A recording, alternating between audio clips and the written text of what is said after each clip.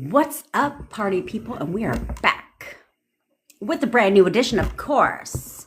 I'm trying to fix my shit here. All right. My name is Jen. I'm a manifestation bestie, where I teach you how to leverage the law of assumption to work in your favor. I already know that sounds good to you, so click that follow button, subscribe button, wherever you're watching from. I go live every single day at 10 o'clock Pacific time. If you ever miss a live, I post it every single day on the tube of you. So while you're there, subscribe. Let the lives play in the background. Mute the volume. I don't really care. Help me get my watch hours up. And engage. Actually, help me get my engagement up, because I want YouTube to push my videos out so that we can get people to realize that they're in control of their reality. And it's about leveraging the law to bend to your will. If you're interested in having me manifest your SP for you, or you want to work with me one-on-one, all links are in the bio. I have text coaching, email coaching, no, I don't have email coaching, text coaching, a WhatsApp group, and I have if you want to help eliminate your negative emotions so that you guys, because I feel a lot of you guys need that shit. Okay? It's all in there. It's all in the bio. All right. We're going to talk about a couple things today that I hopefully will help you. Okay, well, I intend that they will. But Brittany, what the fuck did you say, bitch? I'm like a creep refreshing the page. I love you, Brittany.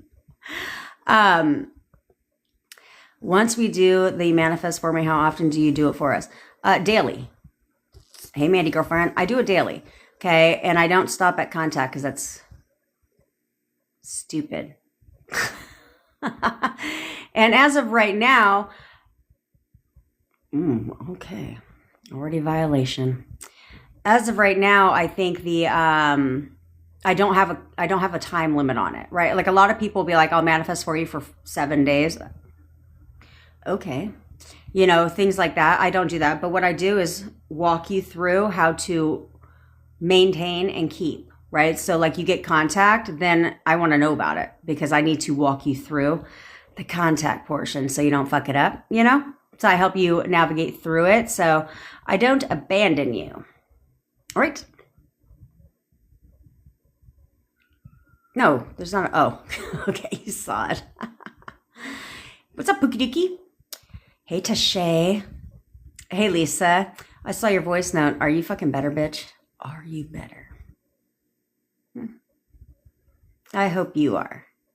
Dawn, there's no set amount. I'm not going to be like 3. You can tell me how many goals you want. Doesn't matter. Doesn't matter. Well, at least I hope it's for the best, bitch, because I haven't heard your voice note yet. But yesterday, it was concerning to me when I was getting off my live that apparently you needed a swift kick in the ass. So hopefully everything panned out in your favor. What up, Erica, girlfriend? Okay, hopefully everything panned out in your favor because I care about you and I love you, bitch, okay? Flower. Okay.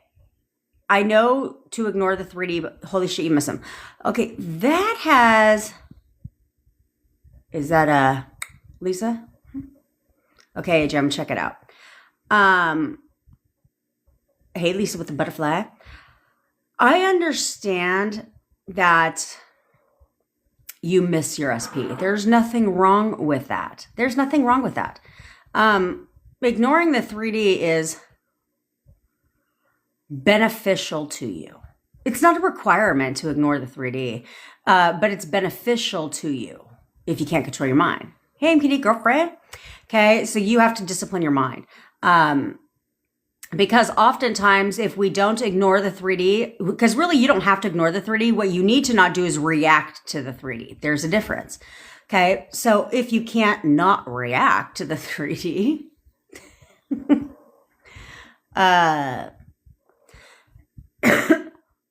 then don't check the 3D, because the 3D likes to fuck with you and it likes to mess with your thought process. Okay. And you guys need to get really, really good at realizing the meaning you're assigning to things and then taking what they say and finding the leverage in that. Right. So we talked yesterday about leveraging what they told you at the breakup. Okay. And saying, well, what exactly did they say when they broke up with you? And when some people don't want to think about old story, but it's necessary for feedback and to figure out where can I leverage things in conversations. If you're in contact with your SP, what are things that they're saying to you that are not seemingly favorable? I'm not saying not that are not favorable, but are not seemingly favorable in the moment. Because you leverage that. So like if somebody says, I just need to figure out what I want, then leverage that. And in your mind, figure out what they want. Have inner conversations. Hearing your boyfriend tell you everything that you want to hear. You can even say that. There's no right or wrong thing that you can say in an inner conversation. Inner conversations are not the same as affirmations, by the way. Okay, it's like having a telephone conversation, but it's one direction and hearing somebody say something or telling yourself certain things. So you can literally, like, let's say, it doesn't matter. It doesn't matter if you're in no contact or you're in contact or if your SP wants to meet up and talk. Okay, it doesn't matter. What you can tell yourself is, they're going to tell me everything that I want to hear. That's literally like an umbrella phrase, if you will. Okay. So, and when you're thinking about SP contacting you, right? You could be like, yeah, no, they're totally they miss me every fucking day. We're apart. They miss me every day. They miss me even more and more. And they're calling me right now and they're going to tell me everything that I want to hear, And they will, but you guys don't even let it get to that point because you're too busy reacting to every fucking thing under the sun. Okay. And you have to understand that your inner conversations are very important. How they see you is very important. Okay. Because it plays out even at the time that it may not look favorable to you. Okay. But you don't even let it play out, because when something looks unfavorable to you, you're reacting. You're reacting in your thoughts. You're doing certain things like that. And you don't realize at the time what you're doing. So you have to look at it that way. Like if somebody, like, let's say you're married, right? And your husband moves out. That very well, if you have to look at it like, well, what is it that you want from the relationship? Because that may very well have to be what happens, so that when they come back, it's their choice. And it's because they want to, and because they want a new beginning with you. They want a fresh start with you, right? All of that. But no, instead you're too busy self-loathing in your own pity party about how they don't want to be with you. They're not around. You know what I'm saying? Oh, I'm wearing my boyfriend's shirt. It's my comfy shirt. And I had the best day yesterday, guys. After my live, I had the best day. The best day ever. I'll leave a message in the WhatsApp group. But it'll be and you guys will see, it'll be what you thought. It'll be like what you thought was an unfavorable event actually was perfect.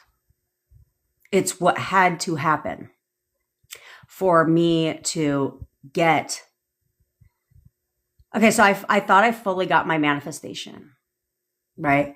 But I did, but I've refined what is my full manifestation. And so what would have seemed like an unfavorable event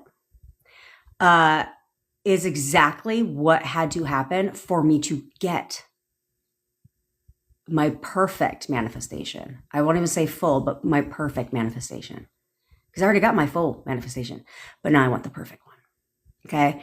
And so you guys will understand, it will come to light, and hopefully it will give you guys inspiration and get you guys to realize you're literally in control. And you're spending so much time thinking the worst in your thoughts. And then you're going to be proven wrong. Because yeah, you think him and then you flip him, then you think him, then you flip him, right? So it doesn't manifest, but you feel fucking stupid because you've spent so much time focusing on something that didn't require your focus because it wasn't at all what you thought it was, even though you were flipping your thoughts the whole time. Okay? Because you can flip your thoughts, but then all of a sudden, when you get confirmation that, like, look, you need to fucking relax, bitch. It's that type of thing where in your mind, you're like, oh, Christ's sakes. I spent all this, like, not in a bad way, but you're like, oh my God, I spent all this time thinking the opposite or fighting the opposite in my thoughts and flipping them when I could have just deaded that whole shit a long time ago. Okay. Also, you guys will get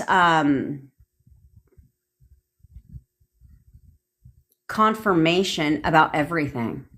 About everything. That's why I say you have no idea what's going on behind the scenes. So your job's not to question a fucking thing. It's to persist forward. They say something you don't like, so somebody says something I don't like, I change it in my mind.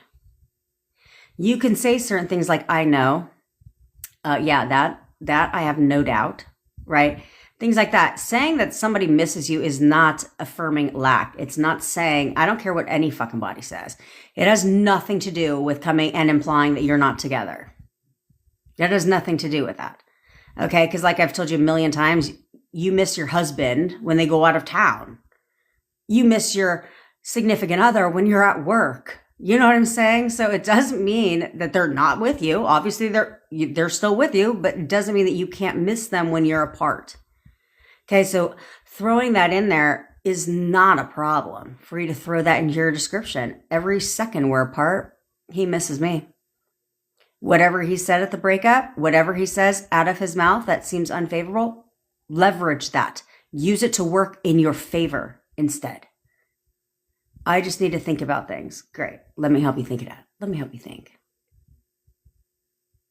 Because you control their inner conversations. You control their thoughts. So if they want to think about things, cool, we'll help them along. Help them along. Excuse me. I feel like it's poking my eye. Okay? Now I'll answer some questions real quick. I feel like, sorry.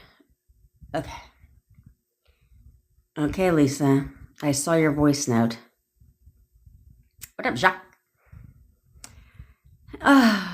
Hey, Angela. Hey, Nicole. Should I do the...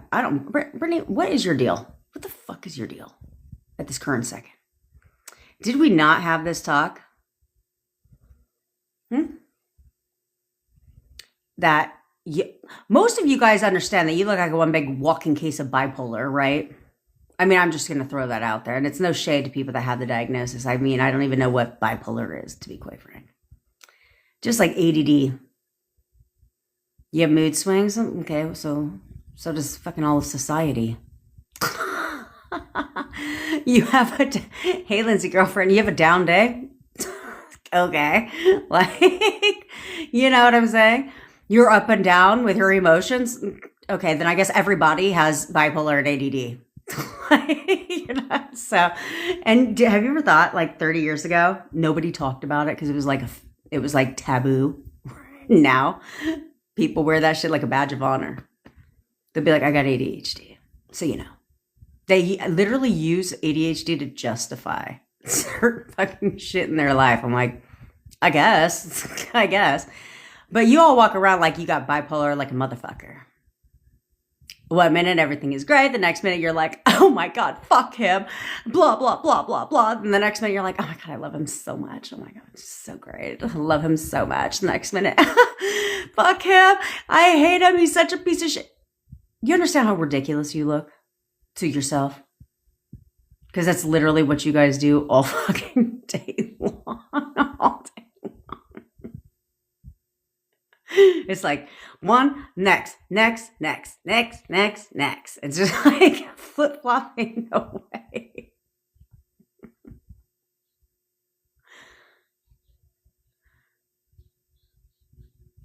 All right, Taché, let's get it, girl. You keep seeing his car every time. He's miserable. he's miserable without me because he knows I'm the perfect girlfriend. Yes. Every second we're not together, he's completely miserable. Like, he's not happy unless we are together. Every second we're not together, he's completely miserable. Like, he's not happy unless we are together. I'm the only one that makes him happy. They will push that out. But you guys should be reading them. If you want to investigate shit, then why don't you start investigating the 3D? Start investigating the words coming out of their mouth and reading in between the lines there. Because a lot of times they're confirming what you're saying in your inner conversations, whether you want to believe it or not. They are always confirming the inner conversations you're having. And the insecurities you're also having within your relationship are also playing out all the time. All the time. Because when I talk about that in the WhatsApp group today, it'll probably be on fucking video, to be quite frank. I have to find out, I have to, in my mind, decipher a way to like best describe it to where it makes sense to you. Okay. I can't talk about it on here. I can't ignore 3D. Oh, I can't. You meant gutter trash. Okay, I get it. I can't ignore gutter trash. It keeps coming to my mind. What do please? I'm worried I'm focusing too much. Yeah, user 939. It's easy to not think about gutter trash if you have no confirmation. Well, for some of you, it is not easy to think about gutter trash if you have no confirmation of gutter trash. But if you do, then it's unrealistic advice to be like, just ignore it. Just don't think about her. What? No. As someone who's been there, that's not realistic. Okay, so instead, this is where you leverage what you can't stop thinking about. Okay, so it's like, okay, I think about gutter trash. So then I need to leverage that. Okay, I need to leverage everyone as you pushed out because gutter trash is in the picture. And so if gutter trash is in the picture and everybody in my reality, including the people in your SP's life, are in your reality the second you're aware of them. Okay, so it's like now you're aware of this person, they're in your reality. So what the fuck do you want to assume about her? Because whatever you assume about gutter trash, she must conform to. She doesn't have a choice. That's where the power is. So she's going to conform that way to your SP. Okay, because your SP is also in your reality. So you want to create an identity. You want to give gutter trash an identity that very, very much benefits you. Okay, because I think some of you guys forget, even though you're consciously creating, everyone is manifesting. And everyone has assumptions of people, right? So it's like you have your assumptions of your SP, but guess what? Your SP also has his assumptions of you. Same with gutter trash. Gutter trash has her assumptions of SP, and SP has his assumptions of gutter trash. Okay? So that's where we want to leverage. That's why we build the wedge, because when we build the wedge, they take care of the rest. All you have to do is build the wedge. Okay, so I like crazy is a strong identity for gutter trash. Okay, so you can either say she's crazy, she's fucking psycho, like she's a raging ass bitch. Okay, anything that's like dramatic. What you cannot view gutter trash is controlling or manipulative. You cannot view gutter trash as controlling or manipulative, because even if it's clear as day, even if it's blatantly obvious, it doesn't matter. If you view gutter trash that way, then he has to continue to be controlled and manipulated by gutter trash. So no. Instead, she's batshit ass crazy. She's literally crazy. Okay, because now, if you want to know, I can confirm how quickly they transform within less than 24 hours. Okay, and I know this because I lived one building away. Okay, so then now we want to build the wedge again. Okay, so it's like she's crazy, which means she has to show up as crazy to your SP. Okay, so that aids in changing his assumption about her. Okay, because that's what this is about. So now we're going to help change both of their assumptions about each other. And that's where it's like you want to say something like, all they do is argue, right? All they fucking do is argue. He hates her, or they hate each other. all they do is argue. She's gone away. He hates her. All they do is argue. She's gone away. Okay, because now the wedge has been built. So now she's going to do gutter trash. She's going to do what everybody does, including yourself. So you're living proof of this. Force the 3D to try and save her relationship, right? That doesn't work, as you know. So therefore, all it does is push him further away. And while you're affirming for and focusing on you and SP, then he turns around and comes on home to mama. Okay, that's how that works.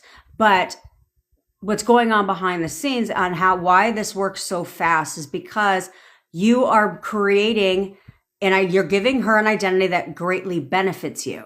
Okay, because people don't like crazy people, right? And she starts to act irrational. Now, now you're affirming that all they do is argue. Okay. So if they're arguing constantly, and that happens very fast, like within hours, seriously. Okay. So if now you're saying all they do is argue, well, now you're helping them both out. But again, it benefits you. You're helping them change the assumptions of each other, right? Because if all they're doing is arguing, gutter trash is now starting to change her assumption and view your SP as in he's an asshole. He's fucking rude. He's an asshole, right? So now she's selecting asshole version of SP, rude, mean, disrespectful version of SP. And then now SP, because all they do is argue, now your SP is choosing and selecting the version of gutter trash that is unstable, unhinged, crazy. He doesn't fucking like anything about her and all that stuff. So now what do they have to do? Because they've now selected the version of your SP. They've now selected the version of each other that benefits you. So because they're spiritually asleep, they keep that version, and that version amplifies and it amplifies and it amplifies. See what I'm saying? So that's where the magic happens. That's where the petty game is in its finest. But that's how you get rid of gutter trash. So it's not an issue. But you, at the same time, cannot just affirm gutter trash away. You need to also be focusing on you and SP at the same time. Because we have another person on here that she got confirmation that gutter trash is gone. Because you will never have to see confirmation. You will know. And you'll know when there's trouble in the paradise too. You will know that too. And so she got rid of gutter trash, but her SP still hasn't contacted her. Yeah, that's because your main focus was on getting rid of gutter trash. Or you setting the assumption that you cannot be with SP unless gutter trash is gone. You can't do that. Okay. You can't do that because if you're telling yourself this, now you've got a whole assumption that you and SP cannot be together until gutter trash is gone. You can't do that because gutter trash at any time can exit the scene. She can exit the scene at any time. Gutter trash she plays her part perfectly in your manifestation always, every single time. So if you create that assumption and tell yourself that, that's going to be true for you, which means that if it takes a year for gutter trash to exit the picture, you and your SP will not even proceed forward in your relationship or take the steps towards a relationship until gutter trash is completely gone. But gutter trash is only gone when you decide. Okay? So that's where the problem will lie. Is now it's like, okay, well, I'm waiting for gutter trash to leave. No, fuck that. What's that got anything to do with your relationship? You can't let these things impact your relationship with SP because gutter trash can still be there right now. And you could be talking to your SP daily, all day, every day. It won't matter. It won't matter. See what I'm saying? Because you're not viewing gutter trash as a reason you can't be together. So instead of getting your fucking panties in a little bunch, every time you talk to your SP and then don't talk to him because he's with gutter trash, instead, who gives a fuck? You should be looking at this like insane flattery instead of, no. You should be like, yeah, fuck that bitch. Guess whose bed he was in last night? That's how I look at things. because gutter trash, if she knows about you, she's very much threatened by you. Very much threatened by you. Very much, hey, Jepina. Hey, Jimney. Hey, Marcel. Because Zoe very much threatened by you. Okay? And that's what you have to understand. That's what you have to understand. Okay. Okay, Haley, I'll message you. I saw your message come across right before this, but I was on the phone, girlfriend. You'll see a lot of times if you've been wanting a fresh start in your marriage, like wanting to hit the reset button in your relationship, and you've been wanting a fresh start, sometimes it comes in a way that you didn't expect, obviously. But it's a series of events that had to happen for you to get that, if that makes sense. Is to have that fresh start with the one that you love. But you're focused on the events and you're looking at them in an unfavorable light. Instead, look at them like this is going to bring us, what happened is only bringing us closer together. Yeah, that's what you have to look at it like. Okay, after seeing Gutter Trash and SP having fun, I'm struggling with not seeing her as the obstacle. Okay, Jonah, listen. Have you ever seen where they will take, they used to do, I don't know if they do this anymore, but they used to have body language experts that would analyze celebrities at red carpet events, at different events that they were at together, husband and wife, girlfriends and boyfriends, right? Couples that were together, they would bring in body language experts. And they would show random photos of them throughout the night where they seemingly seemed to be fine. But according to the body language expert, they're like, do you see how they're leaning this way? And they're not leaning this way together. Like if this was where your boyfriend was, instead of leaning this way, do you see that they're leaning this way? Do you see that they're kind of there's kind of a gap in between them? Yeah, there's trouble in the paradise, right? Even though to the average person, they wouldn't have looked at it that way. They're out, they're engaging, they're laughing together, all those things. But the body language experts will point out things that tell them that there's problems in that relationship. Even though that's not how it looks on the outside, because you're just a regular person looking at shit for what it is. But how many fucking times do I have to tell you that nobody goes out pissed off at each other? They don't. They literally will suck it up, save face, look like an amazing couple, and they were just arguing right before they left. But then they have to suck it up and save face because they already had these plans.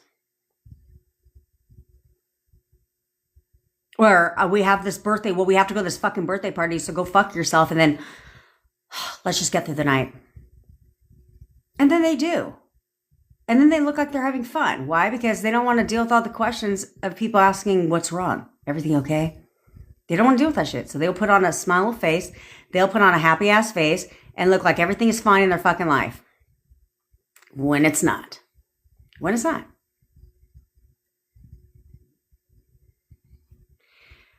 You don't know what's going on behind the scenes. How many fucking different ways do I have to tell you? You know why? See, here's where a lot of you, okay, what are you talking about here?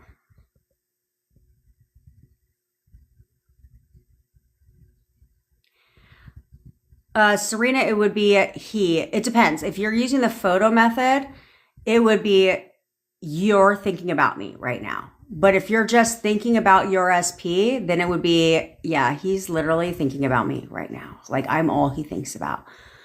The more time we're apart, the closer we become. He can't let another day go by without talking to me.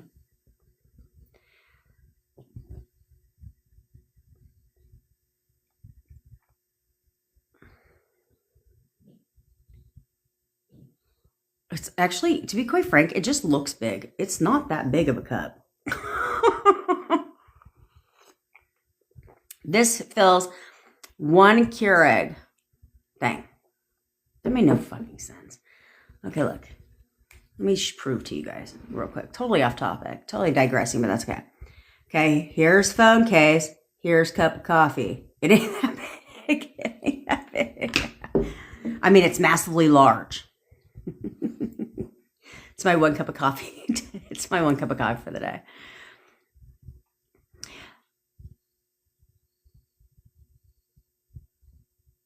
No, Daisy, canceling an appointment that your SP made with the bank does not interfere with your manifestation. No. However, you do. Hey, it's Mimi. However, if I did not answer your question before the end ones, I'm not scrolling all the way back up. But you have to realize that you canceled the appointment, but you very much could have had him show up to that appointment.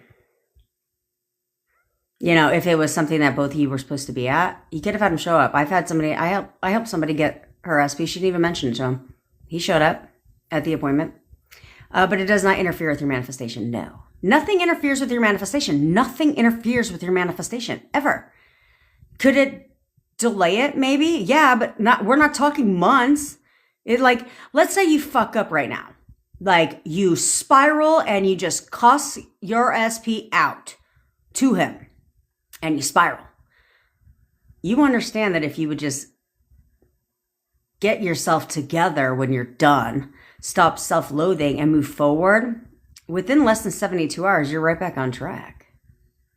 Okay? It's not like this long fucking, oh, I fucked up, so now we're not going to talk for the next 16 months. Huh? What are you talking about? I'm starting all over. No, you're not. Just move forward. Just move forward. But you guys pissed me off because you're over here you're like fishes out of fucking water. Every second you're feeling defeated. Defeated about what?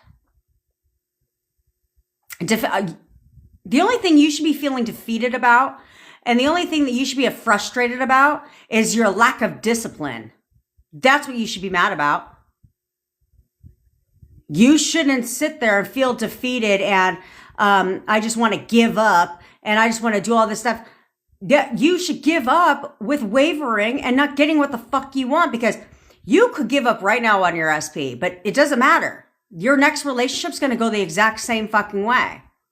And if you quit on this, guess what? You quit on a lot of things. You run when things get rough instead of fighting through it. Do you know what kind of people do that? Cowards. Cowards fold when things get tough. Lions, lioness, they fight right through it. So what the fuck are you, a coward? Or are you going to grow up and fight for things that you want? Take SP out of this. You're just never in life going to fight for something that you want? You're going to give it a try for a couple days. If it doesn't fucking work, well, then don't go to school. For what? You guys go to school for 4 fucking years just to not use the degree. You had no problem doing that, but this shit gets tough. You want to quit and give up. Grow up. You need to grow up. Get a grip. Get a grip. Because you want to give up because there's no 3D result, Danya. If that's what you want to keep telling yourself, if you want to keep telling, you know what, go ahead. If you want to keep telling yourself that there's nothing in the 3D, then you go right ahead and keep saying that. And then you let me know when things change, though. Go ahead, let me know when things change. Because you haven't been doing shit for 2 months, other than wavering every second that you get. Checking the 3D, like you're checking for confirmation. You don't need to check for shit. People that know something don't need to check. I know my hair's blonde. Do I need to sit there and check the mirror every second to be like, did it change yet? Is it still blonde today? No, I don't. But you're checking over and over and over again. For what? For what? Because every time you check and it's not, well, what you think is not happening, then you're all in your fucking thoughts. You're all in your thoughts. Because like, let's be frank. What is it you want to see if you're looking in the 3D? Like, do you expect to realistically go on their social media profile and have them confessing their love to you on social media and being like, I have done nothing but think about Danya for the past 90 days. I just want you all to know that I have done nothing but think about Danya for the last 90 days. No. So what are you looking for? You wouldn't need to look for shit. You wouldn't need to check your phone if you just knew that he can't stand to not talk to you and he has to talk to you right now. That you're talking to you is his favorite part of the day, that he's not happy with anyone but you and he's nothing but miserable when you're not together. There's nothing to fucking check. But there's nothing to waver against either. You need to persist forward. This is called discipline. This is called being a fucking adult. Would you tell your daughter that if she went to school for 2 months and, shit got rough, you'd be like, that's fine, honey. You don't have to go to school anymore. Fuck high school. It's totally fine. Go be a loser your whole life. Oh, you tried this job and it's getting a little rough. That's fine. Just be unemployed for the rest of your life. Just give up. What kind of life lesson is that? Just give up. Go ahead. You should write that down. Write that down. Put it on the wall. Put it on your magnet bag. I'm a quitter. Because I promise you, this isn't the only thing you've wanted to give up on in your life. Your entire life is a pattern. Your entire life is a pattern. So when are you going to change the pattern in your life and say, quit? I don't quit around here. No, because I promise you haven't seen a lot of things through. If you're lacking commitment to what you need to do with your SP, it's not a lot of fucking work. Jesus Christ. It's not a lot of work. You know what's a lot of work? Building a fucking house. You know what's a lot of work? Mowing the fucking lawn. You know what's not a lot of work? Changing your thoughts. No effort required. No heavy lifting needed. No prior experience required. All you have to do is discipline your mind and focus on what you want and get real good at leveraging every fucking thing. I'm sorry, did you say this to me? Cool. Well, no, let me go ahead and leverage that. Oh, did this come up? Okay, cool. Well, let me leverage that too. But you all pissed me the fuck off. You pissed me off because you guys will be all great and high and like, yes, yes, yes. And then something looks unfavorable to you and you're like, that's it. Manifestation is over. I lost.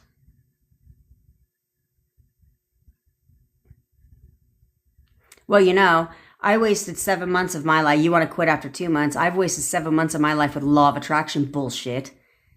And if I would have just quit and given up, I wouldn't be with my boyfriend now, would I? No. But it wasn't until I decided, oh, well, you guys have an advantage. I had to figure this shit out on my own. I'm literally telling you guys, step by step, giving you the playbook from everything that I've learned so that you can go out and get your shit in less time. But I never once gave up. Why in the fuck would I do that? You think I'm going to walk away from my child because she pisses me off? No. I'm going to keep rooting for her every day of her life. I'm going to fight for her. I'm going to fight for anyone in my family, and that is including my SP. But I didn't quit. What I decided to do was lock it in and say, no, this is working. This has to work because it's exactly what created the breakup. And I didn't believe in that shit either. So you know what? I don't have to believe in this shit. I'm just going to do it. And I'm going to do it. I'm going to do it. I'm going to do it. I'm not going to question. I don't need to check the time. I don't need to do none of that shit. I'm just going to keep going. And it will conform. If you wouldn't check every waking second that you get, what are you looking for? A banner outside of his house that's like, oh my God, I've been thinking about you.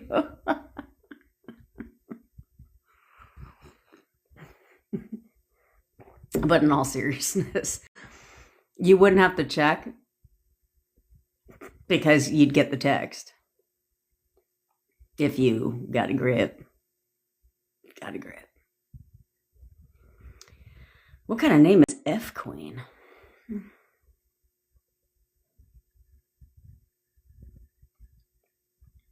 Oh, this is the bipolar part, guys. This is the bipolar part I'm talking about when it comes to you fucking people. And I say that with the most love and respect, always. But I'm going to let you know if what you say is some like bipolar shit. Okay? It makes no sense. Okay? Danya, and I'm not picking on your ass, bitch. But I am.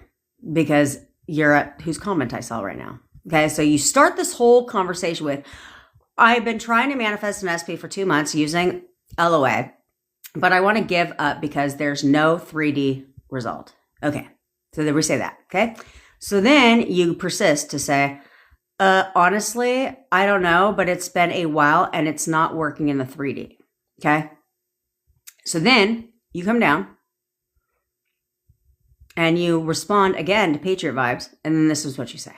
This is where the bipolar part comes in. Then you say, well, there's like some movement, but no direct result.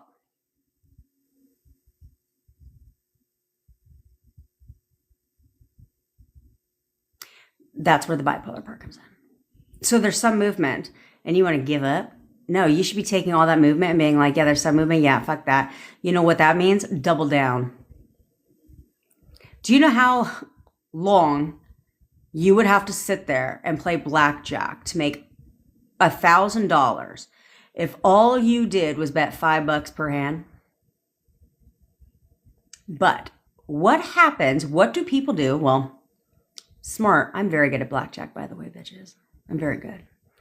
But what would happen? What do most people do that play blackjack when they get a couple good hands, which AKA movement? They double down. They press. They double down. Then they double down again. Then they double down again. Then they double down again. That's what they do. You would never get to $1,000 fucking dollars if you were betting $5 every chance you got. But that's not how they get there. Right? There used to be a guy that would come to the casino all the time, and that was his strategy. He would start with $10. $5 minimums are gone now in Vegas. He would start, but my mom used to piss me off because she used to play $5. And I was like, it takes you forever to win $50 at $5 a pop. I'm impatient. So my dad, that's why he doesn't play at those tables. He plays at $25 tables, but what does he walk away with? 10 grand. Okay. Because he's not betting $25, he's betting $100. Okay. That's what you do. You press, you double down. So you see movement. I don't care if there's no direct movement. You're assigning negative meaning to the movement you're getting. So what do? You double down. You say, oh, I'm going all in. Yeah, I'm getting movement, so I'm going all in. Because what would happen if you doubled down? You're going to see movement a lot faster. It's as stupid as coming from California to Florida on the Greyhound. Or you can take a flight. Although, I will tell you, if you do want an experience, like a once in a life, I genuinely mean a once in a lifetime experience, because I would only recommend you do this once. Take a Greyhound bus ride. It's truly a once in a lifetime experience. We won't talk about why I took a Greyhound bus ride, but I did. From California to damn near Florida. I was Mississippi. It was the longest bus ride of my life, but very amusing. Very amusing. And I know when I travel, I eat a lot. I eat a lot when I travel. It's weird. Even on a flight, I eat a lot. I had a 4-hour delay. You should have seen how much I ate. I ate a TGI. I don't know why I act like I can't get that shit elsewhere. Ate at TGI Fridays, Carl's Jr. Then I'm going and I'm having something else at another restaurant. And then I come back and I'm like, damn, I'm full. And I got my pizza yesterday, Taylor, if you're on here. And I woke up 1 pound lighter and I had pizza and pasta. To all my weight loss people, I had pizza and pasta. Oh, and French onion soup, which I want to low-key make more of today because I still have cheese. 1 pound lighter. And I may or may not have had more pasta and pizza at 11 o'clock at night. What if you feel indifferent about my SP after so long of manifesting him back. Darius, you can feel indifferent. I don't think there's a problem with that, because a lot of you guys should feel indifferent, because therefore the resistance drops. So this is why when someone asked me yesterday, why is it when you decide to stop manifesting your SP, they come back? And it's because you completely dropped the resistance. That's the only reason why. They were coming back regardless. It wasn't because you stopped manifesting, because you're not stopping the manifestation. You're always manifesting, right? So it's not like I'm done, I'm going to pack that shit up. Like, no, you just dropped the resistance. So because of that, they came back around. Okay, that's all it is. You didn't stop manifesting your SP. But the reason why is because you weren't in your head about it, which is why I tell you guys, just get out of your own fucking heads. Because you weren't in your head about it all day long, like, oh my God, la, la, la, la, la, la, la, la, la. You know, instead you were just like, okay, I'm going to go about my day. And therefore you weren't thinking about it all the time, so therefore pushed out, because you weren't obsessing over it.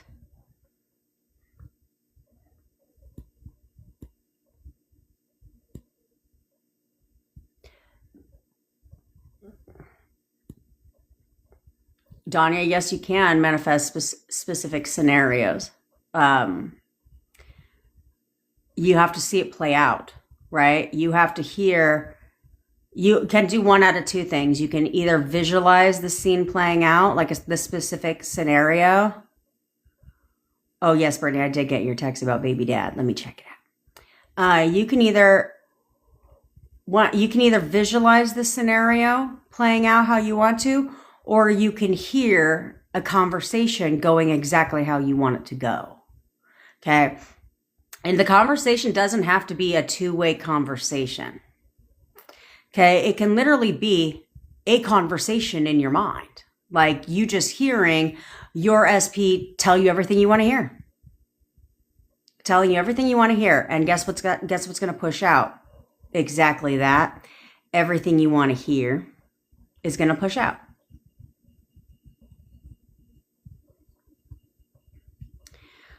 Why is what I'm saying about gutter trash is turning me? My SP is saying that I'm everything I'm saying she is.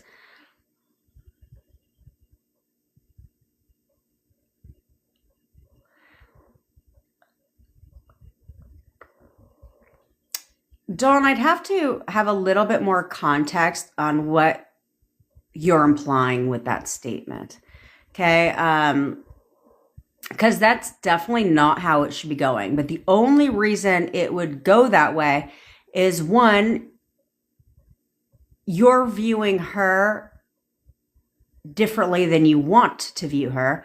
Or two, you're seeing yourself not as the perfect girlfriend to your SP, right? Because again, they have their own assumptions of you as well. So if your SP is saying things to you that are against what you want, or what you're saying about gutter trash, then you need to take a look at the last encounter or encounters you've had with your SP, and take a look at what you believe he assumes about you based on your last encounters with your SP, because that's the version that's an assumption he has about you. And if you want to test it out, then if you want to test it out, then test it out with changing an affirmation against gutter trash and seeing if he says that. But don't tell yourself you're going to see if he says that shit. Just change it, right? And if he does, let me know, because then something's wrong. Because I've never heard that before, ever. And so maybe if you want to leave me a voice note, a DM, let's talk about it.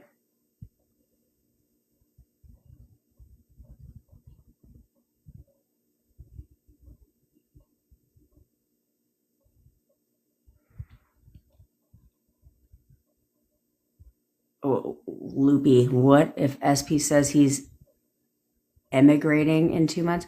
What's emigrating? Let me know what emigrating is, and then I can't answer that. Can I manifest my SP to move to me if distance is between us? Yes, dream woman, 100%. You can manifest anyone to move anywhere. Okay, by saying he wants to live with me right now. He wants to live with me right now, or you can say he's moving to wherever you're at, so that you can be together, right? Or you can say he'll do anything to be in a relationship. He'll do anything to be with me right now. He wants to live with me. Because he'll move to be with you, right? At some point, someone has to relocate in a long distance relationship. So you can 1000% get him to move. You can also, you all can get a trash to relocate too. You know that, right? I've had several clients get getter trash to move to a whole nother freaking state. Okay, this is where you guys need to listen to the conversations in your mind. If you're going to go down negative ass lane with your SP and your history, if you're going to dip in an old story and go to the negative shit, what you should be doing is you should be looking at those as research intensive purposes. Like, this is for research here. Let me think of things that he's told me about his life. What are things he's maybe told me about previous relationships? What are things that maybe he's told me about, himself? Like, things like that, because you'll find certain things. You'll find certain things.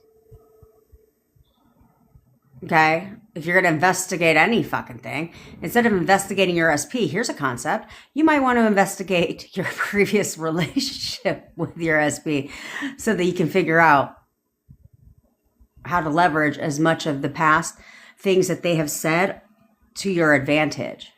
What are things that they've told you in a favorable light about themselves, about you? Well, that's not who they are for you. You should not question what they said when you were together if it was favorable to you. They don't lie.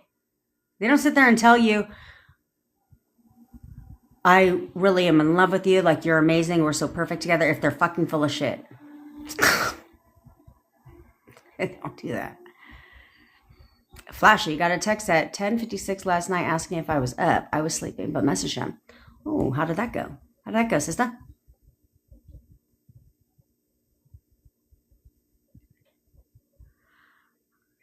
John, how can you make your SP follow you through assumptions? You can make your SP follow you through assumptions by simply telling yourself, like, yeah, she follows all my social media accounts. In fact, she's obsessed with me. She's so obsessed with me. She cannot stay off my social media. Okay, she checks out all my social media profiles. Like, she checks out all my social media profiles. She knows them all. She follows every single one of my social media profiles. Because whatever's going to happen for that to become true, maybe you show up on her For You page, maybe you're a recommended friend, any of that type of shit, all of a sudden she's now following you. Yeah, it's not an accident people show up as your recommendations.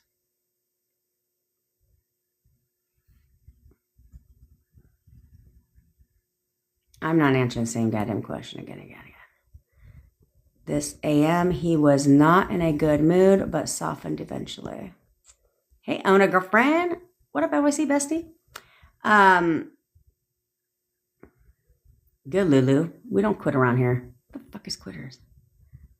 Yes, Danya, you just fucking decide. Jason, how did I manifest my SP? I manifested my SP in 4 steps. I don't tell the whole story. I don't give my whole manifestation story on here anymore. I don't talk about it because it's old story. But you can get a more in-depth, it's like a 35 to 40 minute video on my YouTube channel. If you just scroll all the way past my TikTok lives, you'll find it. It's like how I manifested my SP back. And I give you the whole story there. But I wasted 7 months of my life with law of attraction crap. And then after that, I decided to figure out, this is stupid. I didn't have to script. Oh, yeah.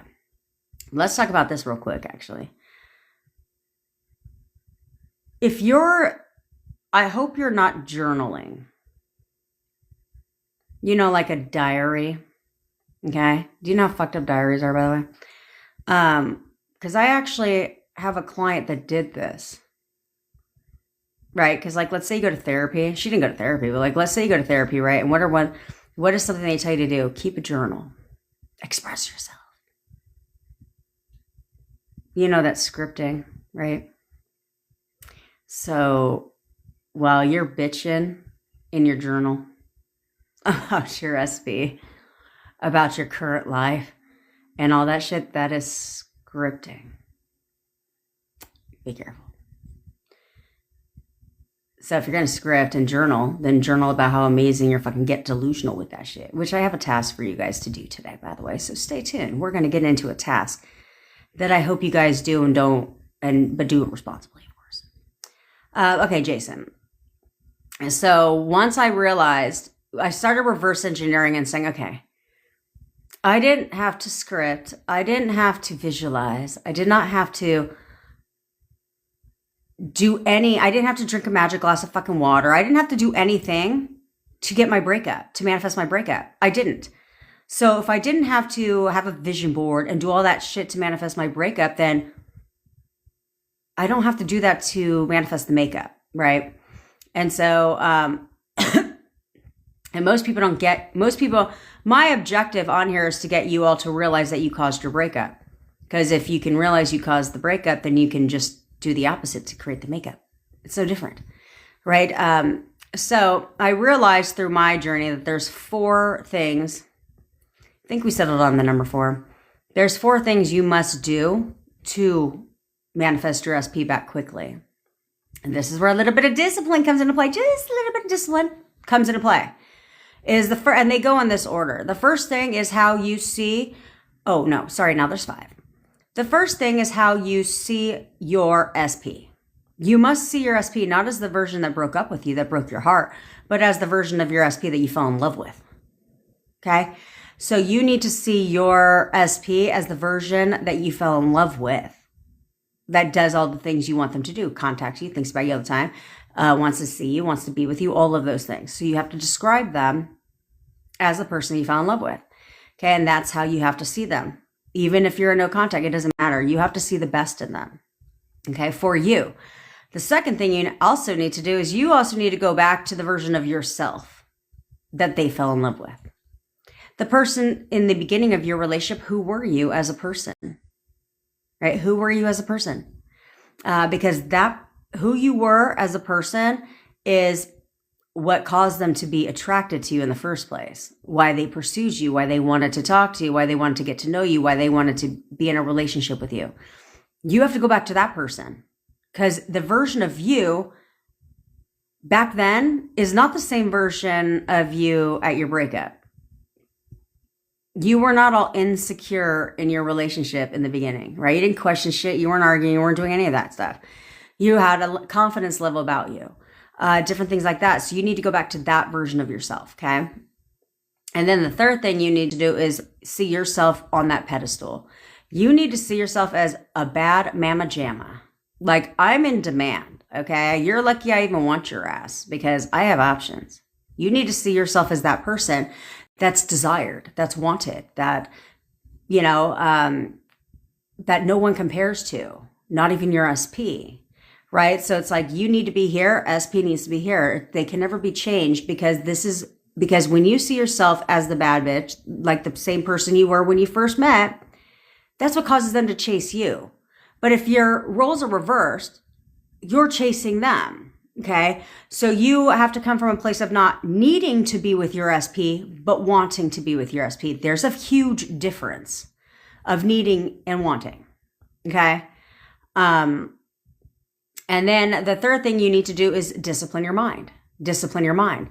Drown out the noise. So I stand by robotic affirming, because robotic affirming is you already have current assumptions about your SP and you, right?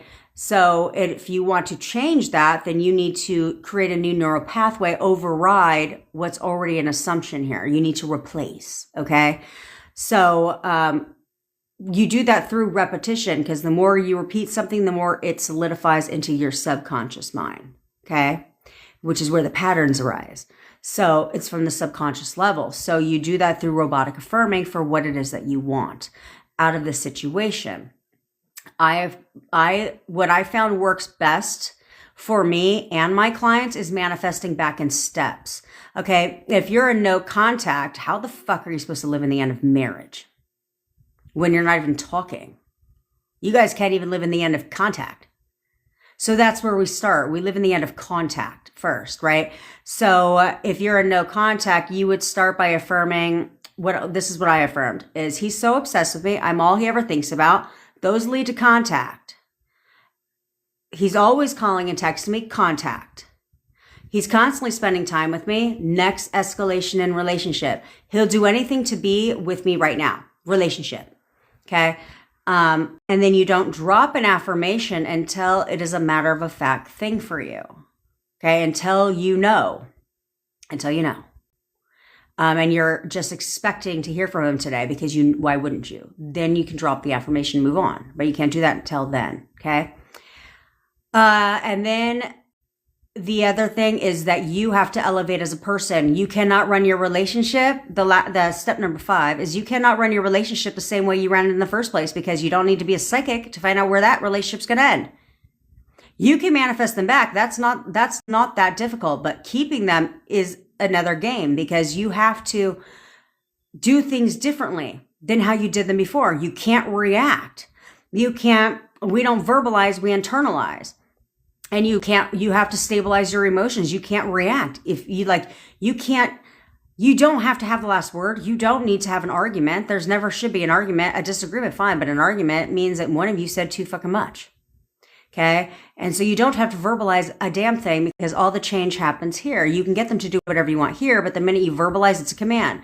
So you have to elevate yourself as the perfect person, and you need to see yourself as that. And no matter what you see, no matter what you hear, you must persist forward. You must persist forward. And persisting implies not quitting. It's, nope, I'm not going to waver. I want what I want, and I'm going to get what I want. And if that means I have to discipline my mind every second I fucking get, then that's exactly what that means. That's how you manifest your SPs back. Very fast. If you discipline yourself. Okay.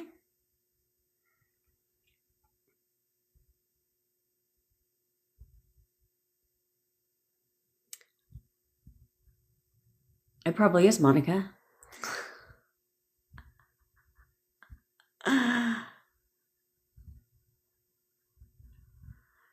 It probably is. It's kind of like one of those. Have you ever been, if you're somebody that goes to church, okay?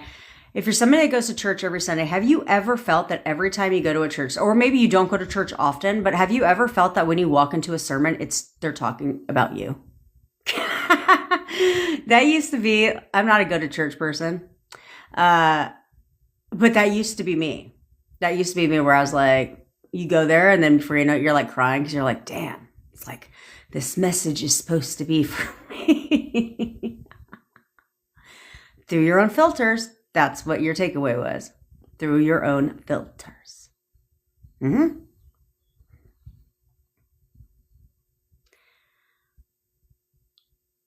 What should I do if I start to struggle? Amelie, push through, push through, push through, push through, push through.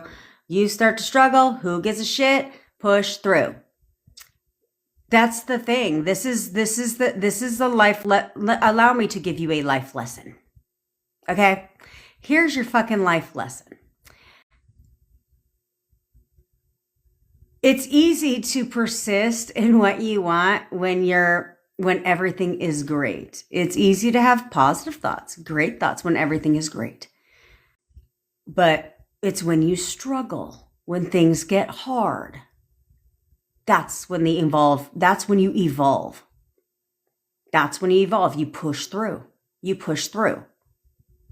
over and over and over again, because it's sometimes you're going to have up and down days. This is natural in life, right? No one walks through high on life 24/7. Just everything's great. Everything is amazing all the fucking time. No. No one walks around like that. You're going to have up and down days, but it's when you have the down days that what do? You suck it up and you push through. You know, what happens when you go through a breakup and you have to go to work tomorrow? Sometimes we'll call off, right? But eventually you're going to have to get up and go to work because you push through. So when you struggle, this is a chance for you to grow. You grow through your struggles. That's when you grow. Well, that's when you should grow, is through your struggles. You struggle, I get back up. You know, what's that song? I get knocked down and I get up again and never gonna say. That song, right? You guys should have these songs. Or you're just like, I like the new song that I post on the WhatsApp, right? It's like, I will not bend. I will not fold. I'll get up and fucking fight. I'm a lover, not a fighter. My bestie, on the other hand, she's both. She's both. Me? No, I'm not a physical fighter, but I'll get up and fight for my family any day of the fucking week. I'll get up and fight my way for everything that I want my entire life. You've always gotten back up. That's what you have to remember. If you're breathing right now and you are alive, which if you're here, obviously you are, you've survived so much shit in your life. So much shit in your life you have pushed through. You have risen above. You have fought and succeeded over and over and over again. Over and over again. Have you ever seen, I have a couple friends like this where it's like they've been through a lot of struggles in their life, and yet they still come out of it every fucking time. Somehow they still make it work every time because they don't fucking quit. You push through. You have been through so much in your life, and I highly doubt a break, and this is, unless this is the very first relationship you've ever been in, I highly doubt that you didn't come out of a breakup a better person. Evolved. That you survived, didn't you? You survived beyond the breakup because you picked your fucking head up and you pushed forward. You stepped back into your worth, into your identities. And then you met SP because you evolved after the breakup with the last asshole. A breakup cannot seriously be the worst thing that's ever happened to you in your entire life. Is it? I highly doubt it. I literally highly doubt that a breakup has been the worst thing you've ever dealt with. But look where you are today. Look who you are today. You have overcame and over fucking came. Over and over and over and over and over again. Yet for your SP, like I keep telling you guys, you feel so defeated. You like break and you just like if it's the worst thing in the world that's ever happened to your ass. It's not, and you know it. So fucking pick your chin up. Remind yourself every day who the hell you are. Love on yourself. Encourage yourself. Be your biggest fucking raving fan in your life. What is wrong with you? I wouldn't be here today if I folded every fucking chance I got in my life. I have overcame significant events throughout my life. And yet here the fuck I am. We've kissed a lot of frogs to find our prince or princess. So get what you want and stop folding. Stop running away when things get hard. Stop caving. Pick your shit up. You should all look in the mirror every day and tell yourself who the fuck you are. And then you should all have an inner conversation with your inner bestie about what you want to hear from your SPs. There's no limits to what you want to hear. Or you can literally just say, they're going to tell me everything that I want to hear. Everything I want to hear, they're going to tell me. And imagine them telling you certain things. See that instead.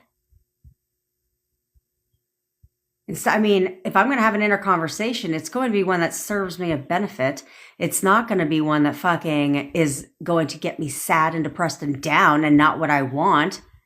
Because you guys piss me off. So many of you guys sabotage yourselves. You get movement, great movement, and then what do? Sabotage yourself. And then you whine and you moan and you groan. And then you get a little bit more movement. You're freaking elated. And then what do again? Sabotage yourself again. It's like this endless fucking cycle.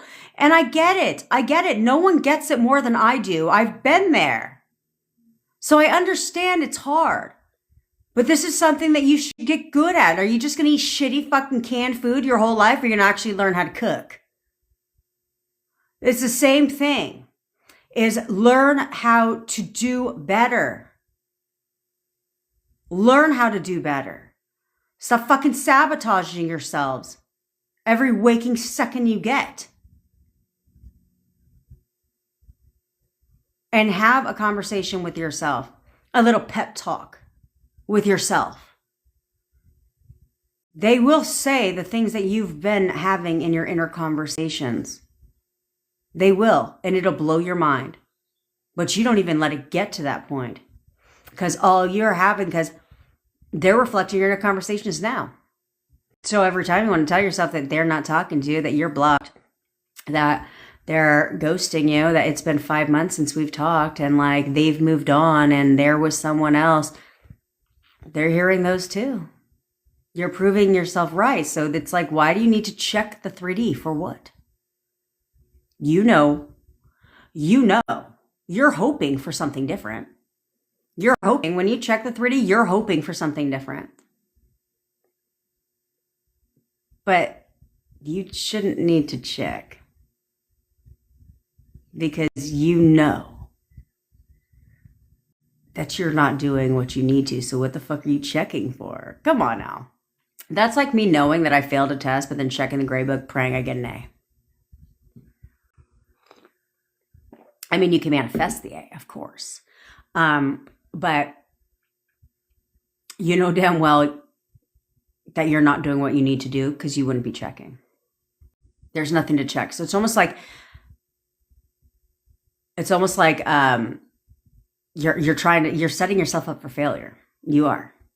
And then you're forcing the 3D. But what happens when you don't force the 3D? It turns around.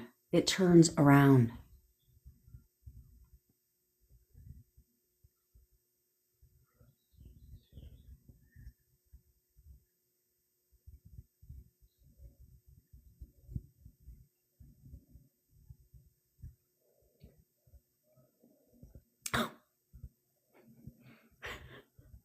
Okay, chill.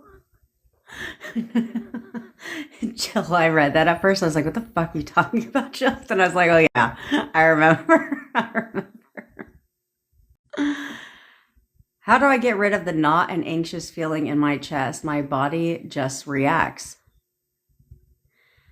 Daisy, why are you assigning those meanings? Okay, look.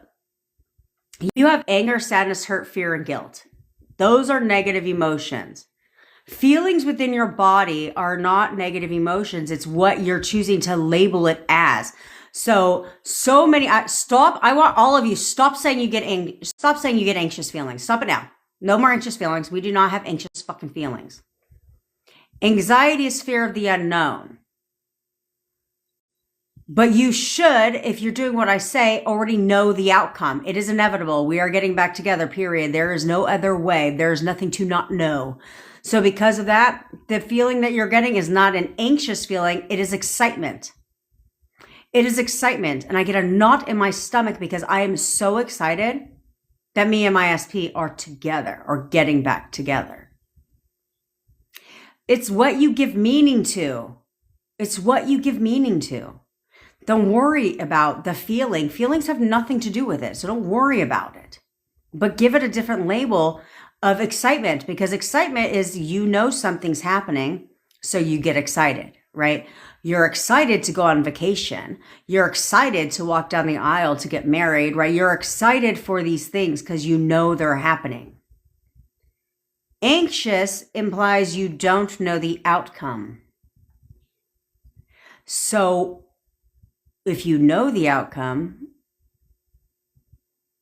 there's nothing to be anxious about. Nothing at all.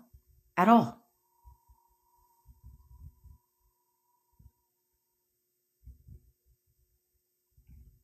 A dream woman, yeah, it doesn't matter. What if he wants me to move and I want him to move to me? Can I manifest in my favor? Yeah, 1000%. So you can literally just tell yourself that he's moving to wherever it is you're at. Like he's moving to my area. Like he's so excited to be moving to Montana to be in a relationship so that we can further our relationship. Like he's actually moving right now to be with me. He's moving, not you.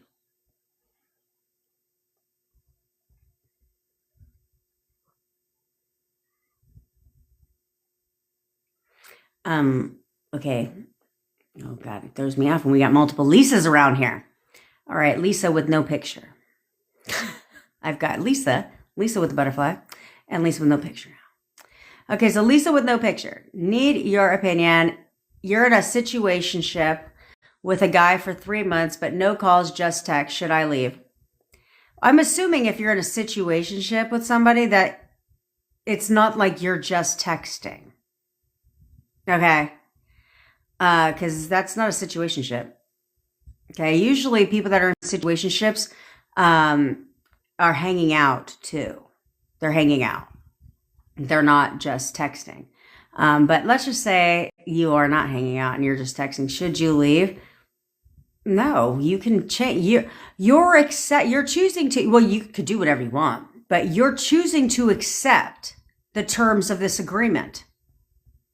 When you can change it, it's called negotiation, but you're not negotiating with him.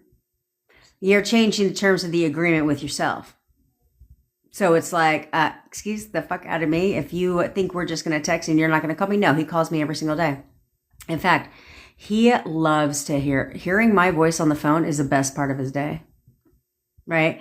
So it's how you describe the situation. But if you are simply viewing this situation as a text relationship, it has to stay that way. It's not his choice.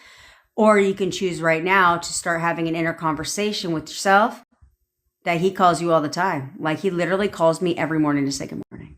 Like he cannot stop calling me. Okay, things like that. Talk to their picture. Say whatever you need to say so that you get what you want.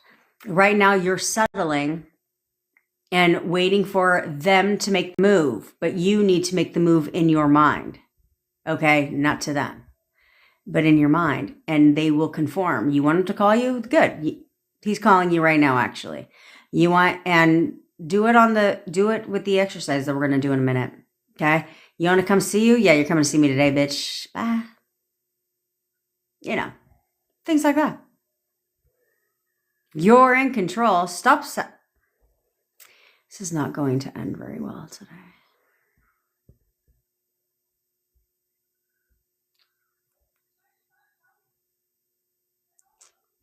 Hi, the Cancer.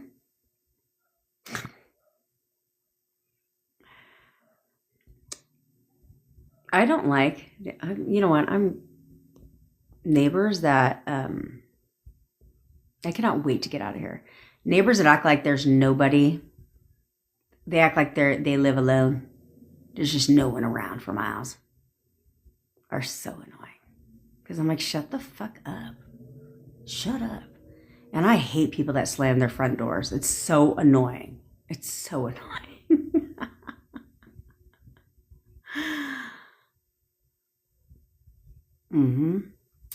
Oh, look. Then you could got my Saturday date with my parents' lunch date. That is a win, son. Now, if you can have them send me food, that'd be amazing. That'd be amazing. That's right, Danielle. Double down, girlfriend. Yeah, studio of inner clarity. It is. It's a one-time shot on that ground. Then you're like, I'd rather spend the extra money and fly.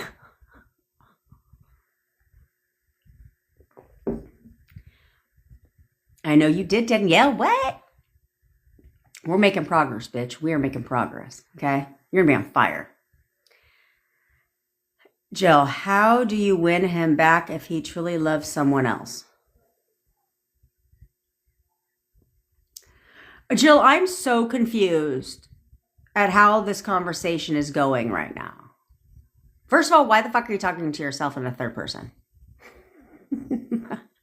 But I'm so confused as to what you're talking about. How to win him back if he truly loves someone else. Well, that's your first fucking problem.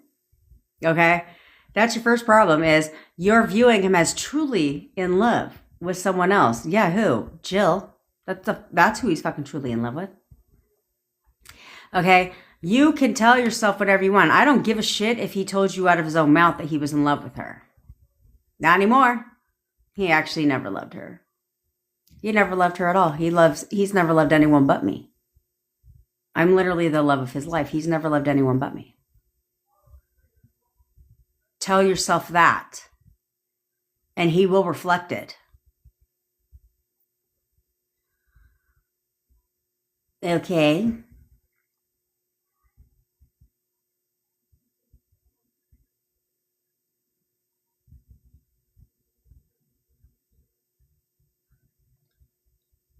Sometimes I wonder what assumptions my SPA has about me.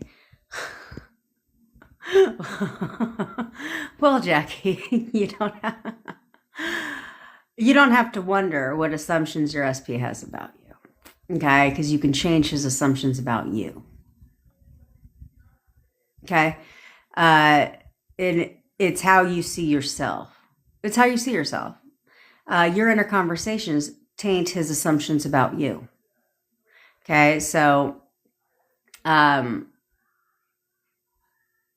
what do you want to assume he thinks about you? Right? What do you want to assume he thinks about you? That you're the best thing since sliced fucking bread? That you are not batshit crazy?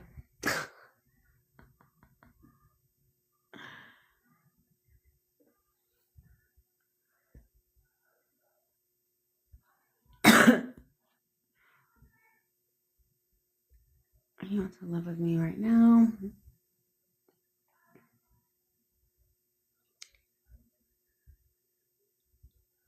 Oh, thanks, Loopy. Okay, so you live in the UK. He's moving to Florida in 8 weeks. Well, a lot can happen, Loopy, from now and 8 weeks from now. Okay? So the worst thing you can do is turn your attention to a time clock. Okay? And be like, uh-oh, he's moving in 8 weeks. Oh, God, 45 days. Oh, no, 44 days. Like, instead of focusing on that, you should be focusing on your relationship with your SP and that he doesn't want to go a damn place because he can't stand to be away from you. Yeah, he has to be with me. He actually doesn't want to move to Florida at all.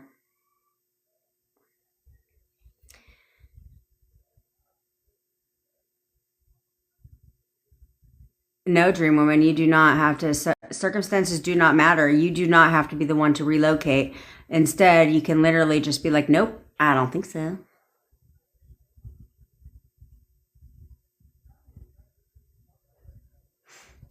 User 939, have we just met? No, bitch, we have not.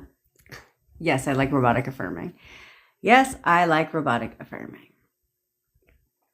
It's what I do. It's what I do, is robotic affirm for what I want, not what I don't want.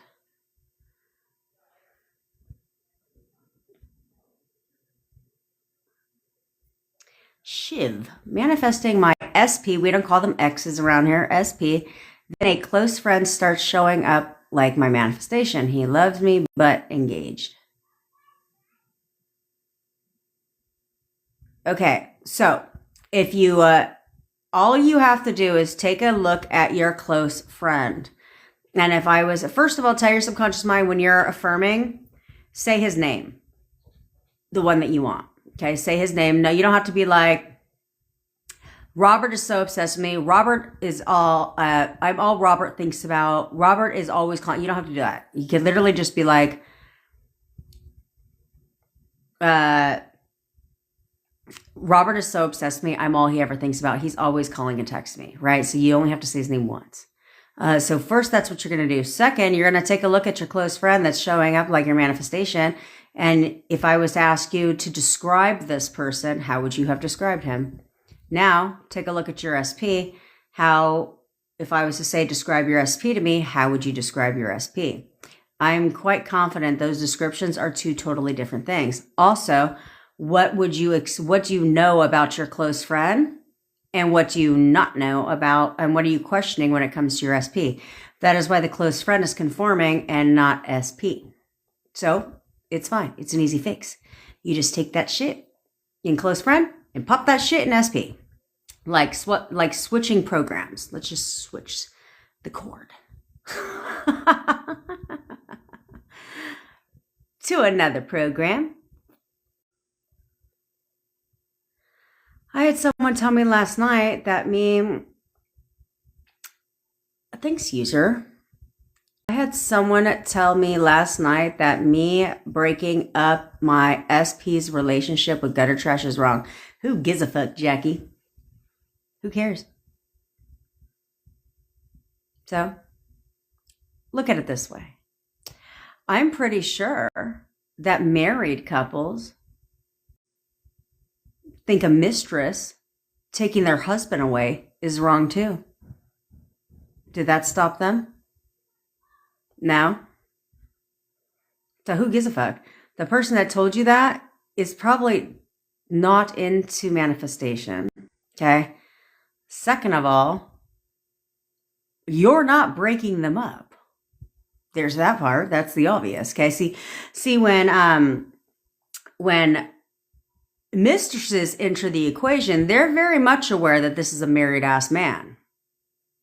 And they're totally fine destroying the marriage. Okay. But what you're doing isn't breaking any fucking body up. You're not over here as a referee in the ring with them saying, excuse me, guys, excuse me. You hate her and you hate her. You're not doing that. You're controlling your assumptions of these people. They play it out. It has nothing to do with you. You're aiding in it, sure. All you're doing is getting it started. And they play it out.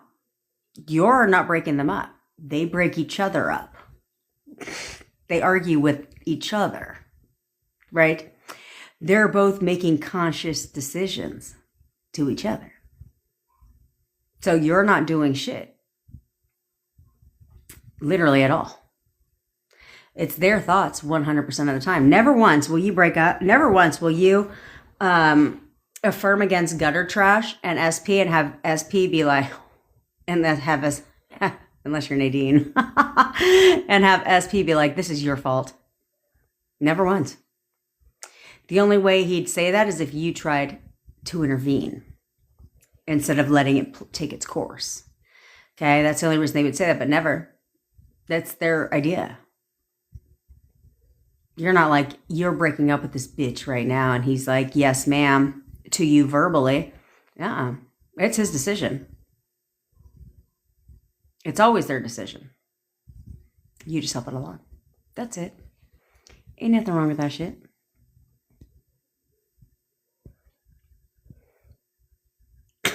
Yes, the coaching queen. I'll be your walkie-talkie, bitch. Again, Nina, you don't have to. you don't have to affirm your life away. You have to check, but you do have to do a mental check. Okay? You just need to have inner conversations with yourself. Like, you don't actually have to be like, affirm, affirm, affirm, affirm, affirm, affirm, affirm, affirm, affirm, affirm, affirm. And I have to affirm 25,000 times a day. You know what I'm saying? You don't have to do any of that to get your manifestation. Jenna, you liked my singing? Did you?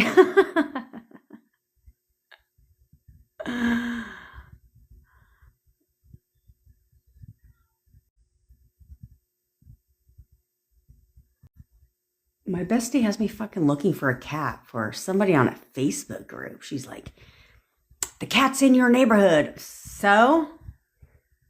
That's why you should track their ass, right? Get one of them tracker collars. You wouldn't have a problem. I'm going to go look for the cat. Then what am I supposed to do when I find him? Although I will tell you, there's a lady in my neighborhood. It's a total side note.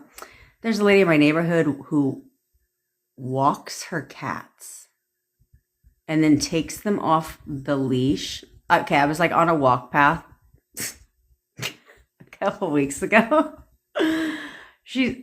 She scared the shit out of me because I'm on a walk path and here this bitch comes out the bottom of the bush.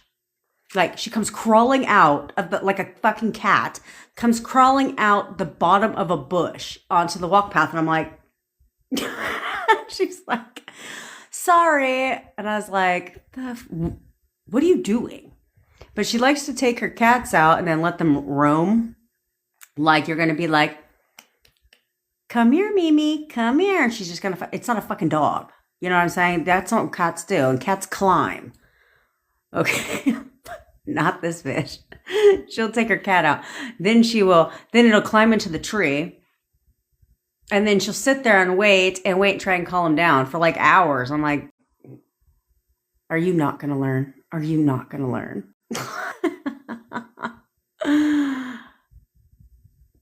People are entertaining. People are entertaining. Thank God we're normal.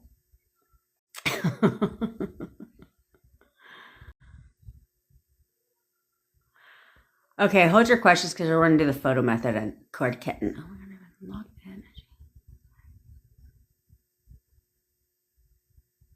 See that? Shanna has been locked in and he's back.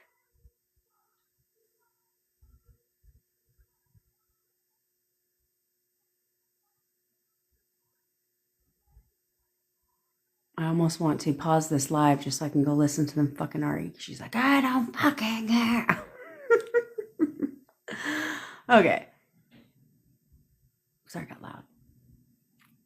And she's been locked in and he's back, sending her songs, texting her because he can't sleep at 2 a.m. Of course he can't sleep. He can't stop thinking about you, bitch. I hope this is all making sense to you guys. Jasmine. Okay, that was you, bitch. How do you go about the manifest for me? We jump on a quick call. We recreate your SP on the spot. I tell you what role you need to play. It's 2 little roles. It's not difficult. And then you send me a picture of your SP's name. I need to know your current situation, and then I get started. Okay, my job is to initially bring you back in contact. Then I walk you through how to keep the contact going so you don't fuck it up. And then we move forward from there. But I need to know about the movement because movement, I won't say always, but it oftentimes happens rather quickly. Okay, so then we have to keep moving forward from there.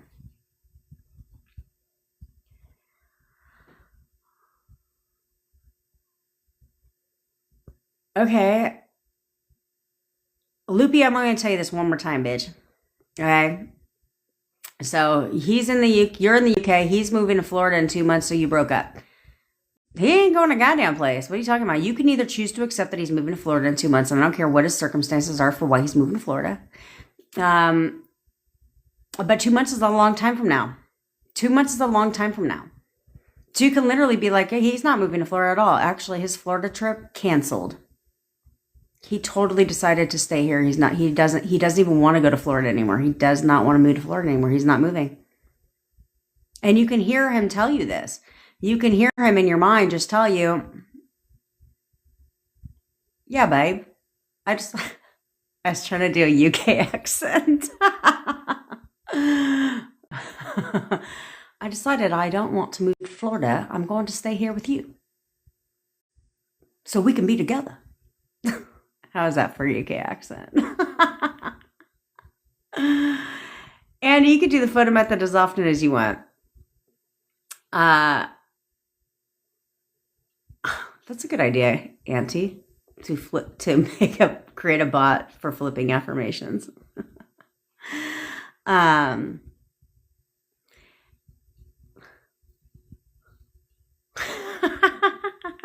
Flashy.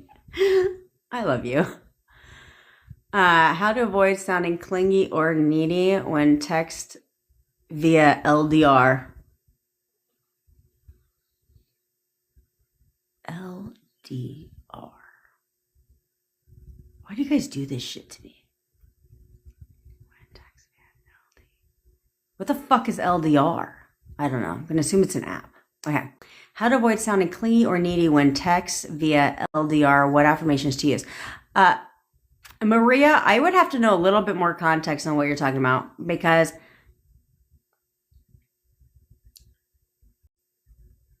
if he's texting you via LDR and you want to avoid sounding clingy or needy, but then you're asking what affirmations to use. This is not an affirmations thing. Okay. If you want to avoid sounding clingy or needy when he's texting you, you do that by not forcing that 3D. So you don't need to confess your love to him, right? And be like, oh my God, I've missed you so much. Like, you don't need to talk about your relationship with him. You don't need to grovel at his fucking feet. You keep it natural. You let the conversation flow where it flows. Okay. And you don't react verbally. So therefore there's no clingy and needy. Like take a page out of Cece's book. So she doesn't want to look like that either. And so therefore, if he texts like in the evening, sometimes she won't respond until the next day. Yeah, that's not clingy and needy. Versus a lot of you guys, it's like I'm convinced, a lot of you guys be sitting on your phone just with the text open and like you're in a trance and you're just staring at the message. Because like I'll send you guys a text and like I'm trying to move to the next person. You've already texted back. I'm like, Jesus Christ, what are you just sitting on your phone? And it could be like, it doesn't matter what time of day it is either. Oh, that's what I'll do. Sometimes I'm a late owl. I'll just start texting back hella fucking late. It'll be like 10 p.m. my time, 1 a.m. in the East Coast. And then I'll be like, and if all you bitches respond right away, then we have some serious problems.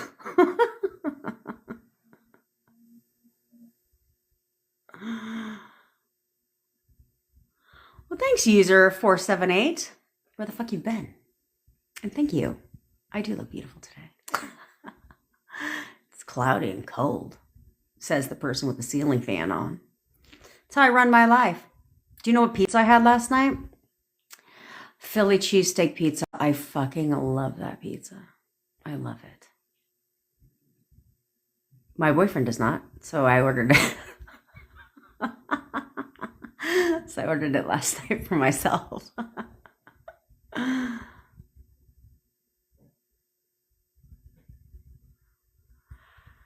Amoni, my boyfriend confessed to me he has been with someone else. I feel upset. I don't know if to continue.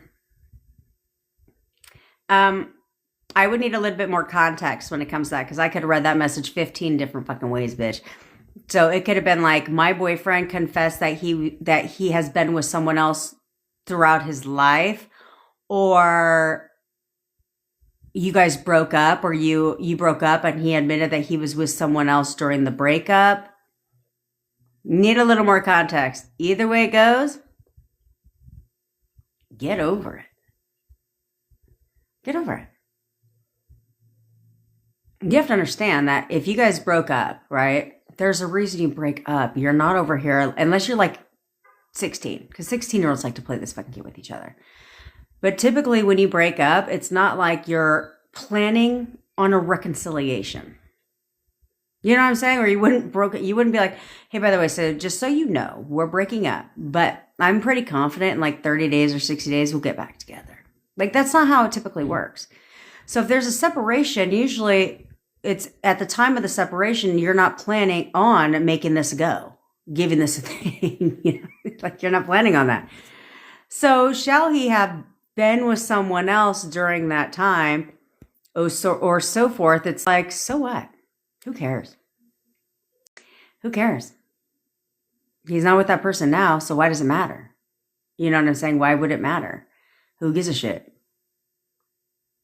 It's as silly as like people who break up and then live separate lives and then get back together and they're pissed off because they went and had a child with someone else. It's like, bitch, we haven't even talked for like 20 years. Yeah. You know, and a lot of times, a lot of people will do that to try and move on quickly. Okay. Oftentimes, this is why gutter trash appears. Now, Patriot Vibes, don't take offense to this. Or you, James, if you're watching. Or you, Adam. Okay. Or any other fucking man. Do not take offense to this. But women tend to deal with breakups. Breakups for women are very emotionally driven. Very emotionally driven. You're the ones trying to save your relationship, doing all the things, dealing with the heartbreak and all that stuff, right? And so do men. However, yes, Sarah. Yet, but yet men tend to, from exterior purposes, look like they've moved on. They go and they get someone else real fast. But they haven't moved on. They just process pain and emotions differently than women do. Okay? Women are the ones sitting on their freaking couch, crawled up in a ball, crying, like, oh, we broke up, like I hate my life. And do you know where men go when they break up? Oftentimes? Out with the fucking friends and go to the bar and have some drinks and try to hit on women. I knew, that's why I said don't take offense, Patriot. I'm not talking about you, boo. See what I'm saying? So they handle things very differently. So then we're over here like, oh, well, they moved on. No, they did not. No, they did not. But they don't want a lot of men, because what happens when women cry to their friends? Go ahead. What happens when women cry to their friends? Oh, honey, it's okay. Fuck him. It's totally fine. You're going to get through this. Now, what happens when men cry to their friends? Man, quit being a bitch. Quit being a pussy. Like, move the fuck on. Like, fuck her. That's usually how friends, that's usually how guy friends and girlfriends console their friends, right? It's more socially acceptable, if you will, for women to let their emotions out, because women in society standards are emotionally driven, versus men have to mask their emotions. Because if they don't, then according to society standards, they're bitches. Not fair, is it right? No, it's not. But this is why men get angry and women get sad. Same emotions. My brother used to always tell me, I had so many guys be like, you bitches are so fucking emotional. I said, please. I said, you know, you're just as emotional, but your emotions are fucking different. Women cry. They're dramatic. They cry. They like to throw things at you. Whatever. Men, on the other hand, they get distant, angry, and punch hole in walls. That's what men do. Same emotional capacity. I was like, your same emotional capacity there. It's just different emotions. There's a difference. But one sex is not more emotional than the other. They're just trained to have different emotions. Just different emotions. You do, Monica. Okay, I'm digressing here, but you should, Monica. You do need to focus on you. Okay, you do need to focus on you. Everybody needs to somewhat focus on themselves. Okay, because when you did that, that's when people crawl out of the WordWorks and want to be with you. All right, let's do the cord cutting real quick and the photo technique. And then before I need an extension cord. Story of my life, because I know I've talked about this many of times. I have one too. I just need to get one out. So anyway, all right. So I want you guys to all get comfy. And then I'm going to give you guys after this, in case you don't hang out the whole time, I am going to be giving you guys a task to do. I think it would be very beneficial and freeing for you guys to do this task. And will it possibly be emotional for some of you? Yeah, it will. But that's all right. I feel like it's one of those you need to do it type of moments. Okay? Okay. So I want you to close your eyes. I want you to take 3 deep breaths in through your nose and out through your mouth.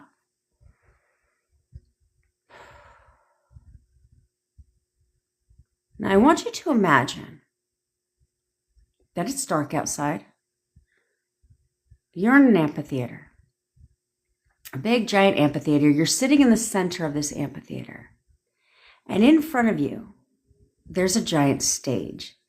And on top of this stage, there's a single stage light that runs from the ceiling of the stage down to the center of the stage.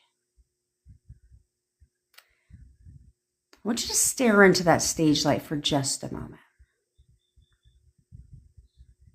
And as you stare into that stage light, you start to realize that you're not alone in this amphitheater.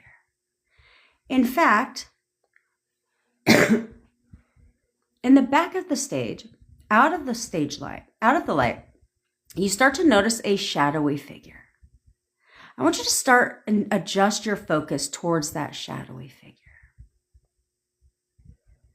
And as you look at the shadowy figure, you start to realize that that person is your SP. Now I want you to ask your SP, say their name, ask them to step into the light, into the center of the stage. Do it now. And as your SP starts to step into the light, into the center of the stage, you start to notice their facial features, their physical features, and you also notice,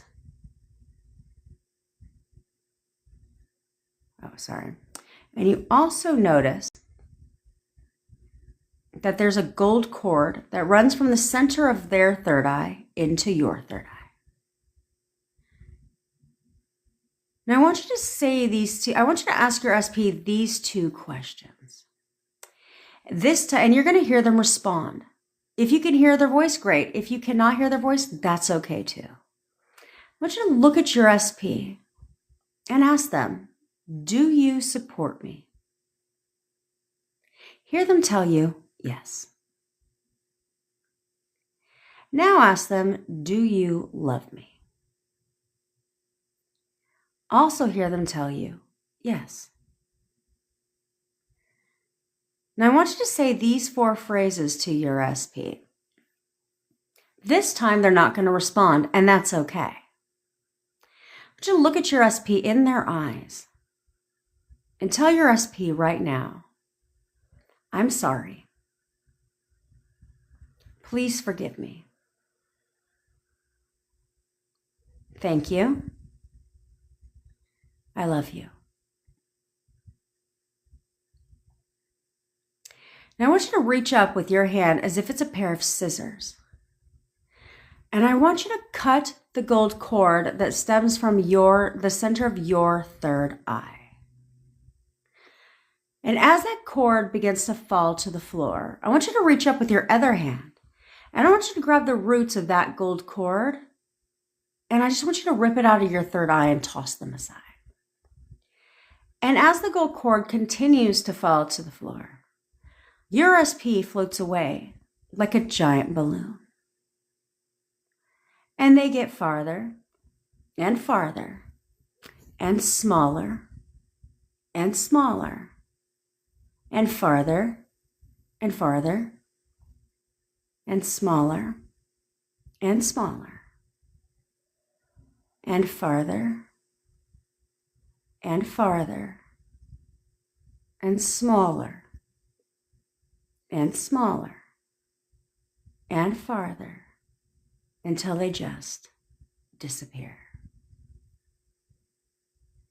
Now take one more deep breath in and out and open your eyes. All right.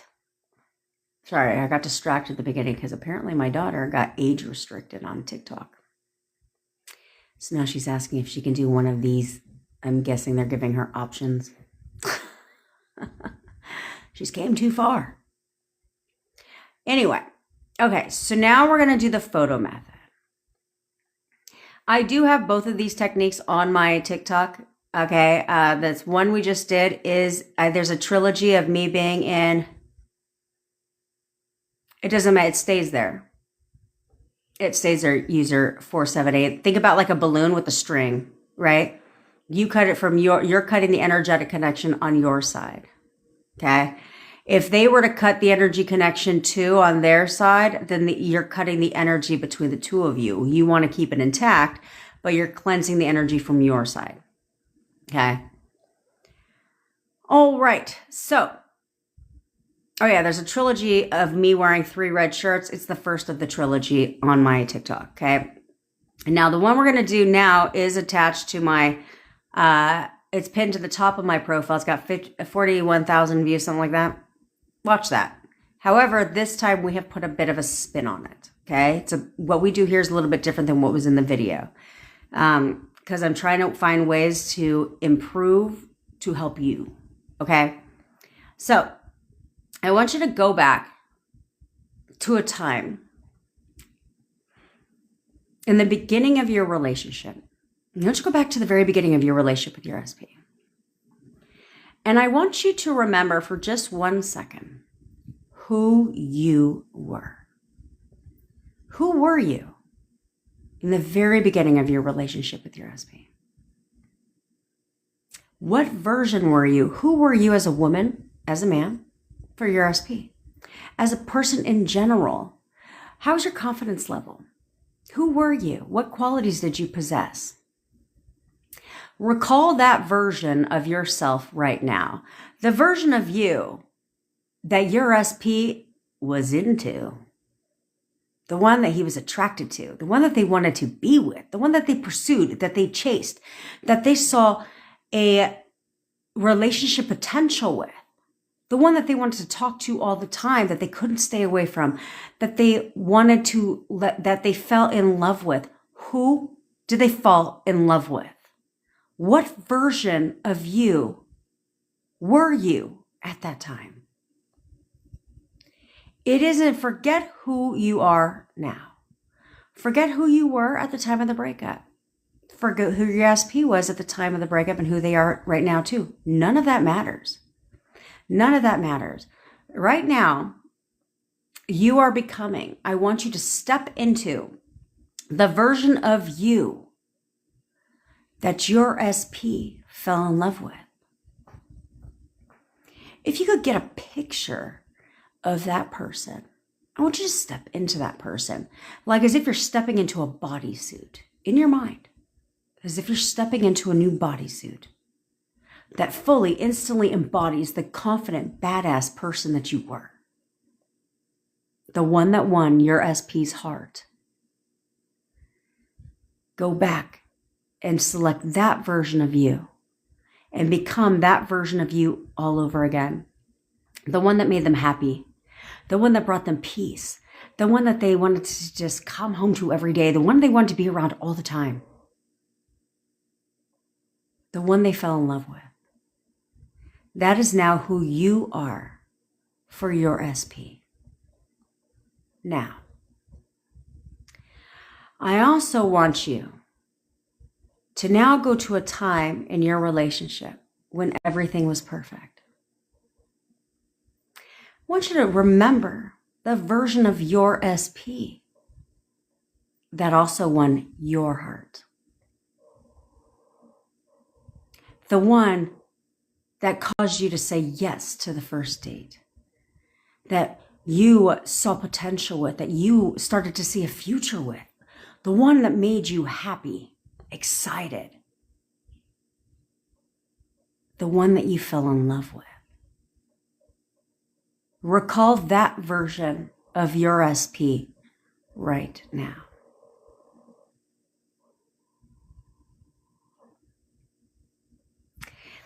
No other version of you or your SP exists any longer. The only version of you and your SP that exists from now and moving forward is your perfect SP and you as the perfect partner for SP. That is it. That's all that exists. That's all that matters. That's all they see. And that's all you see.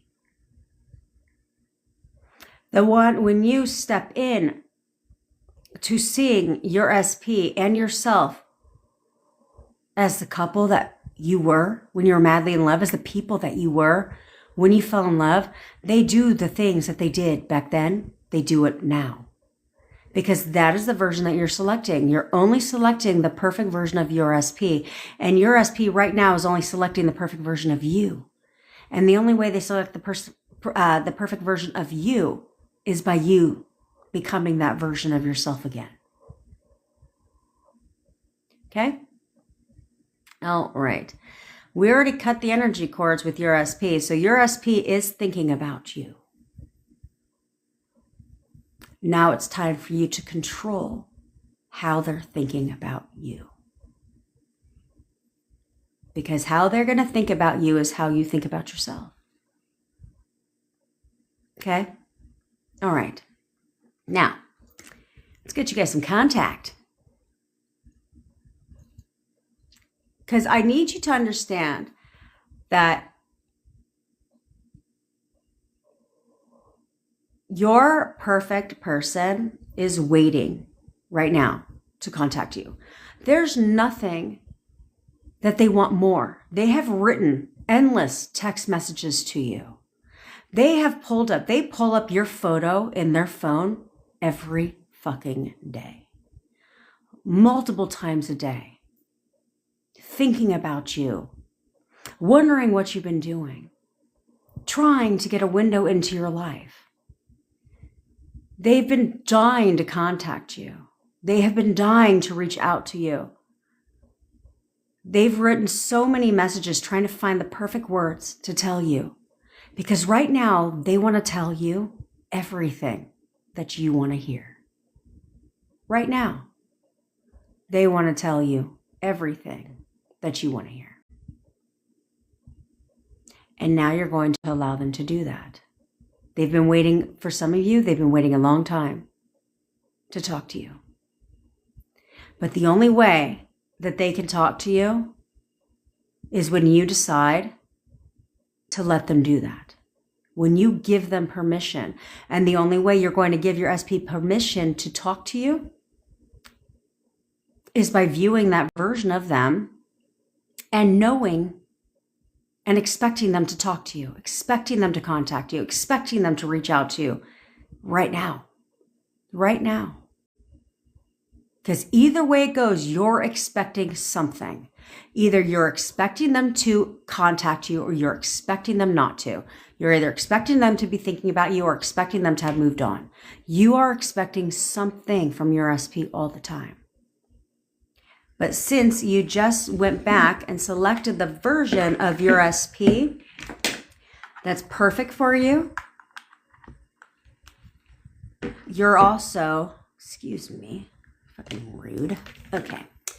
Just like you're selecting the version of your SP that's perfect for you, then you should expect them to do all the things that they did back then. You never questioned if they were going to talk to you. You didn't wonder. You didn't worry. You expected. You just knew that you would hear from them today because they were your perfect person.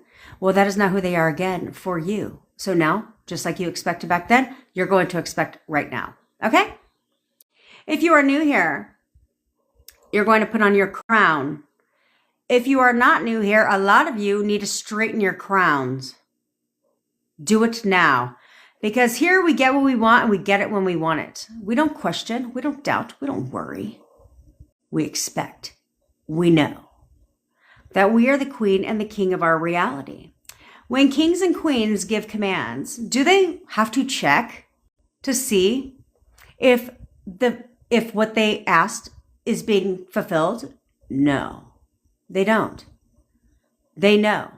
They expect because they gave the command. They told them what to do, and it is done. It is done. And that is all you need to know. You're not going to check. You're not going to question. You're not going to doubt. You're not going to wonder. You're going to know that text is yours. That text is coming through right now. Right now, it is my intention that several of you will be getting back in contact with your SP. And they will text you on the spot when you know and expect them to text you. Okay? All right, you have your SP's photos out, so I need you to take one hard look at your little SP in the face. Now we're going to, if you are in no contact with your SP or you're in contact but it is not consistent contact, then you're going to tell them to contact you. So you're going to look at them and you could say contact, text, call, it doesn't matter. Say it. If you're alone, say it out loud with a little bit of backbone. If you're not alone, say it in your mind. Okay, don't look like a wacko. And so you're going to sit there and you're going to tell your SP, you're texting me right now. You are texting me right now. You're texting me right now. You are texting me right now. You are texting me right now. Okay? Now, if you are in consistent contact with your SP, then you have choices. You can tell them they're texting you right now or they're coming to see you today. You're coming to see me today. You're coming to see me today. Now, if you are in any of the ships, friendship, situationship, relationship, any of the ships, then all you're going to do is you can do whatever you want. You can tell them they're contacting you right now. They're coming to see you today. They're going to buy you flowers today. They're going to rub your feet. They are going to run you a bubble bath. They're going to light candles for you. They're going to give you sexy time tonight. Buy you flowers, cookie dinner, whatever you want. Whatever you want. I want all of you to drop the resistance right now. Expect the best from your SP right now. Tell them what to do. Relax. Know it's done. And expect them to contact you while I pause this live.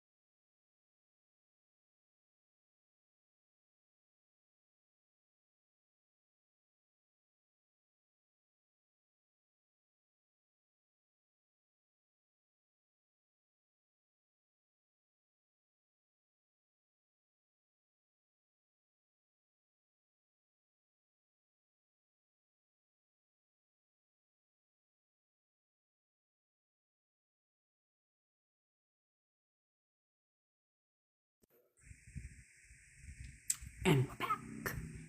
Now, relax, because it is my intention for many, many, many of you to get contact from your SP. Now, like right now, today. Enough time's gone by. It ends today. Okay? It ends today.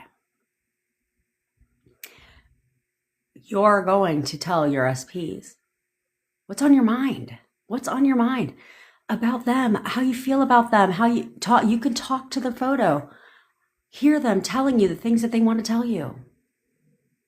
I thought about you. I can't get you out of my mind. I'm coming to see you.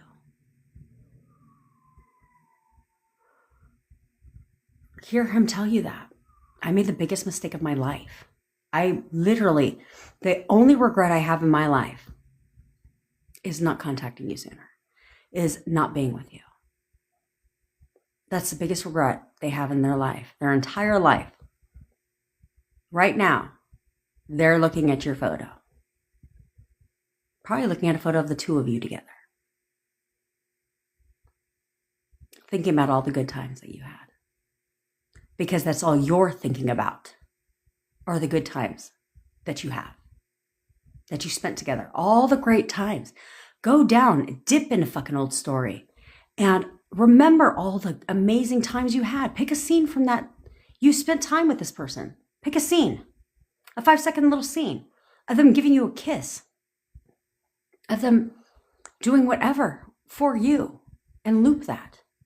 Have an inner conversation. Look at their photo. Say your affirmations to them. Tell them what you want to hear from them. Tell them that they can't stop thinking about you. All you can think about is how much you're in love with me. Like you're low-key obsessed, okay? You're stalking the shit out of me. You can't get me off of your mind. I live in your mind 24/7. You cannot even breathe without thinking about me. And how much you just want to be with me. You have to be with me right now. You literally have to be with me right now. Good. Jackie, remember that. Remember a duet you guys did together. Because they're going to contact you. They're thinking about you. Hold on to that. You can say the 4 phrases, I'm sorry, please forgive me, thank you, I love you. You can say that to your SP. You can literally just have a conversation with your SP. That's fine too. You can literally just imagine them in your mind. Hear them telling you what you want to hear. Don't react to the negative in the 3D because you don't see anything. Silence is golden. So when you find yourself seeing no movement in the 3D, remind yourself, you have no idea what's going on behind the scenes. Your job is not to question a goddamn thing. In fact, all of this happened for the greater good because this is all working out in my favor. In fact, this is all working out even better than I expected. I didn't see it at the time, but you know what? I see things very clearly now. That even though things looked unfavorable, everything happens for the greater good for you. You have to know that and say, okay, no, this is what needed to happen for us to come back stronger than ever before. For us to have the best relationship we've ever had together. New beginnings, fresh start, new beginnings. None of that stuff matters anymore. All that matters now is me and my SP are happier than we've ever been before. We're so fucking happy, so in love. And this time around, if you don't flip them in a yes, your SP will get your intrusive thoughts too. But this time around, we're going to have the best relationship ever because both of us have realized that we're meant to be together. Both of us have realized now what we have together. Both of us now realize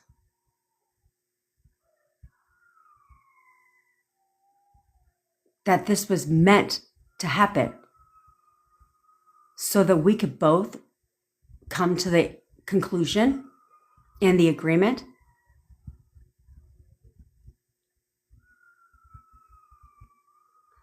that this is it. We have totes coming out. We have totes coming out. That's what I'm working on this weekend, actually.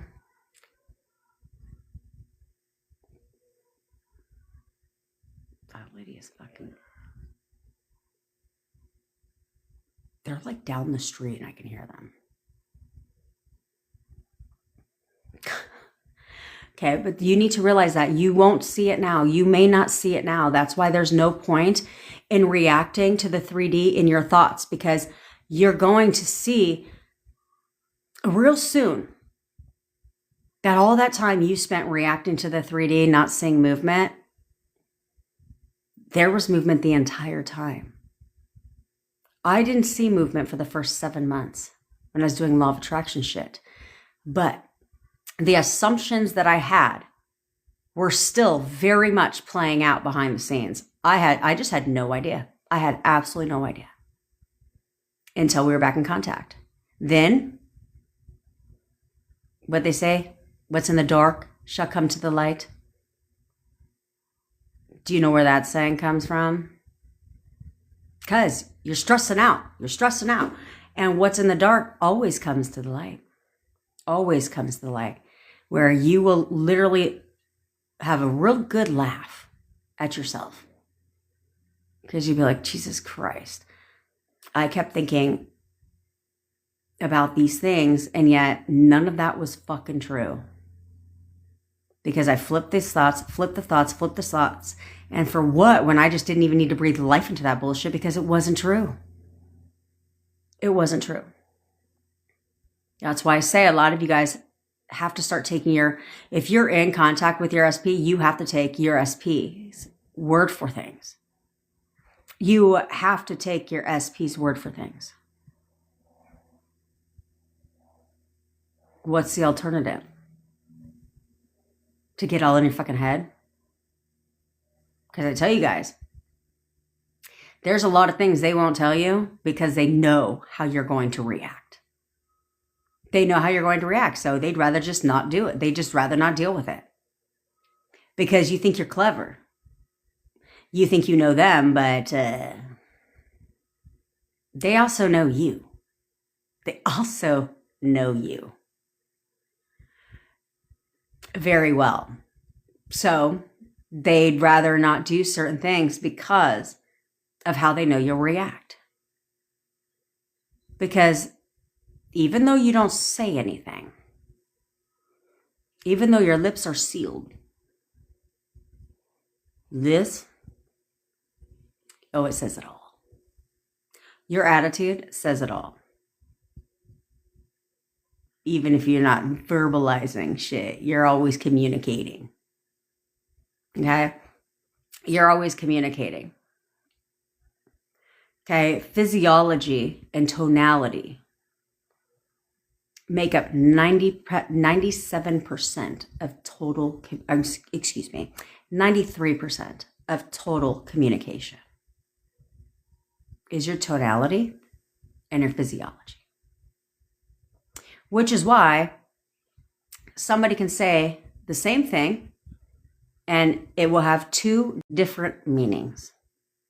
Same words, two different meanings, because they're reading tonality and physiology. So if I was to be like, I love you, right? That's heartfelt, sweet. Like, oh, I love you too, right? And now, when they go to leave and they're like, and you're like, yeah, I love you. That's not the same meaning. Same words, not the same meaning. So check it.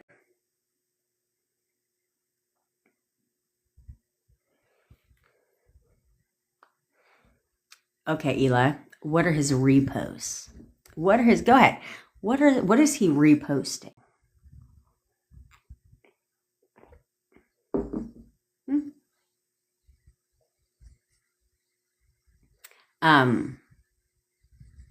Because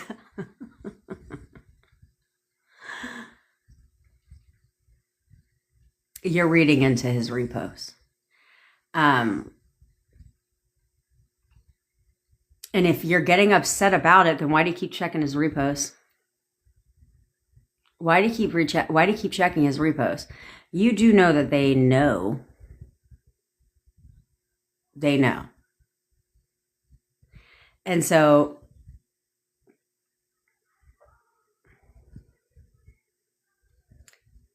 you know, but you still feel the urge to do that, to see if there's something else about me. So, okay. So let's dissect this just 1 second, Eli. Would you, on a priority spectrum here, would you like this man to verbally communicate, like through posts on social media to you, or would you like him just to pick up the phone and call you? Okay, he's not sending you. And that's the thing though, you are you want to know why do you want to know why you get triggered? You get triggered by his repost because you're getting triggered by their repost because you're reading into them.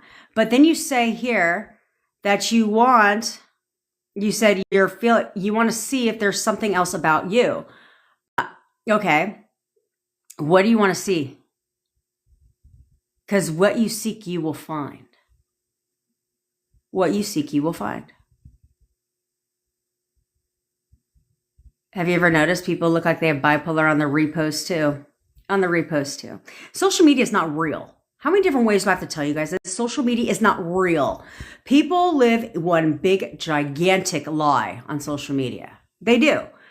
And then if you were to take a look at people's reposts, they make no sense. There's no rising trend in a repost, okay? So it'll be like 1 minute they're posting about how like they're so in love with their life, and then the next minute they're talking about how like when the shit hits the fan and you're going through life's roller coasters, then the next minute they're posting like they're holy fucking rollers and all one with the Lord. Then the next post they're posting about how they're how everything's going wrong in their life. Then the next post, it's all about how everything in my life is amazing. All within a 24-hour span of time. It's actually kind of silly, to be quite frank. Because people know who's looking. Okay? People know who's looking. So they will try to get a rise out of you through their reposts. So you can choose to let them win. Or you can choose to vindicate by not letting it fucking bother you. Affirm through checking. If you're going to check, affirm right through that shit. Or control what he's reposting. You're in control, bitch. You're in control. So you're checking to see if there's something else about you.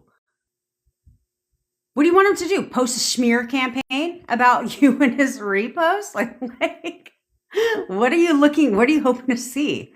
Like, or you can control the narrative. I'd be like, this man is constantly he's constantly reposting heartfelt messages to me. Like everything he reposts is nothing but positive shit about me. You can tell yourself that too, versus telling yourself the fucking opposite. Because you're telling yourself the opposite because you keep getting triggered. Versus you could be like, look at him talking to me all in his social media reposts. He's so sweet. He's so sweet. That man is obsessed with me.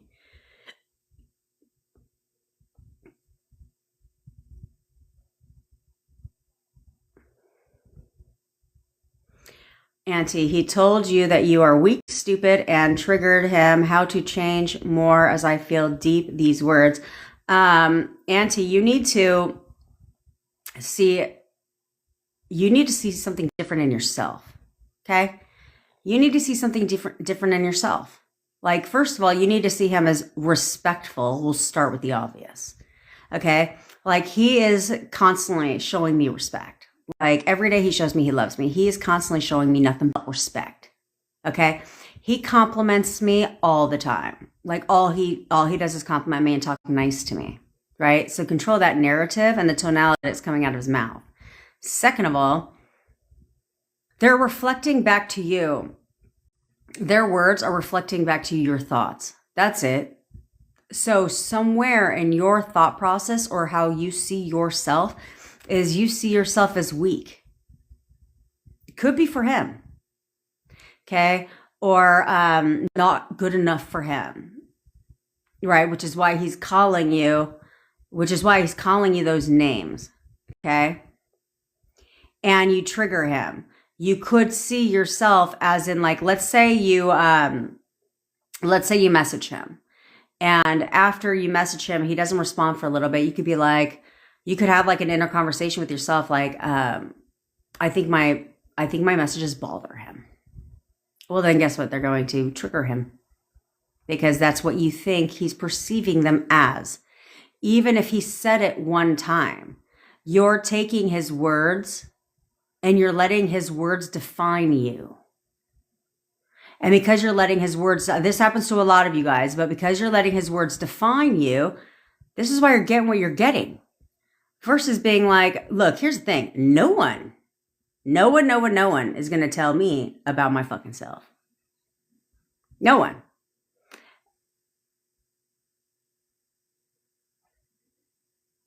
You need to stop letting people tell you about your fucking self.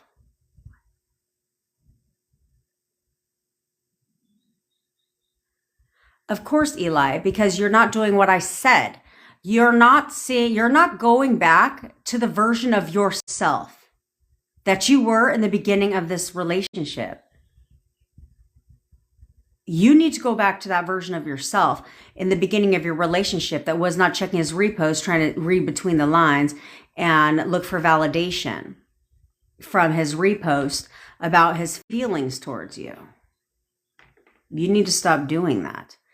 And so instead, you should be assigning, if you're going to go look for validation, you should be doing nothing but assigning the meaning to his repost that you want it to mean. Everything is about you. He's so sweet. Look at him trying to talk to me through his little repost. All he does is repost things to let me know he's thinking about me. And then when you see a repost and it could have nothing to do with you, or it could be negative. You can't tell yourself that. Instead, you have to, this is where delusional comes into play, because your subconscious mind doesn't know what you're looking at. It only knows the thoughts that you have. So while you're looking at a repost, you're thinking, what a fucking douchebag. Like, you can't do that. You cannot do that. You need to change that. Or get off of it.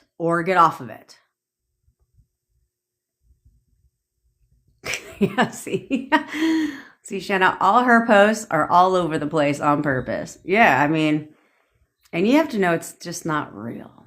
It's just not real. I've made posts in the past with intention. With intention. A lot of people do. To try and get a rise out of you. Because they're juvenile adolescents. And that's what you have to realize. Is a lot of these reposts and stuff, first of all, they could be talking to somebody totally different, okay? So like, let's say you see a repost that's unfavorable, sounds hateful or whatever, or angry towards someone. That could not even be to you at all, but could be them talking vicariously through repost to somebody else. Just like some people will repost things just to try and get a rise out of you, just to try and fill your fucking head with bullshit. And every time they do that and you fall for it, they win. versus you should be looking at it like, yeah, okay, better luck next time. Better luck next time. Yeah, like, no, because you know what we say to the 3D, including social media. You can try to trigger. People have certainly tried to trigger me through their stupid little juvenile adolescent posts. But it's all lies. It's all lies. So you don't have to worry about shit. So discipline your fucking self.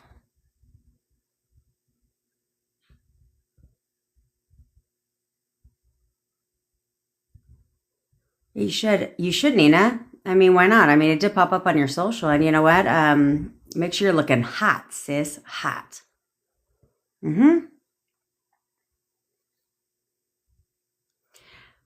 Yeah, Eli, checking nonstop is going to get you nowhere if you can't. It's not the checking that's the problem. It's the thoughts that transpire from the checking. It's the thoughts that, like, the checking is not a big deal at all. You could check 25,000 times a day if you want to. But it's the thoughts that are curated by the checking that becomes the issue. That becomes the issue. You need to stop doing that.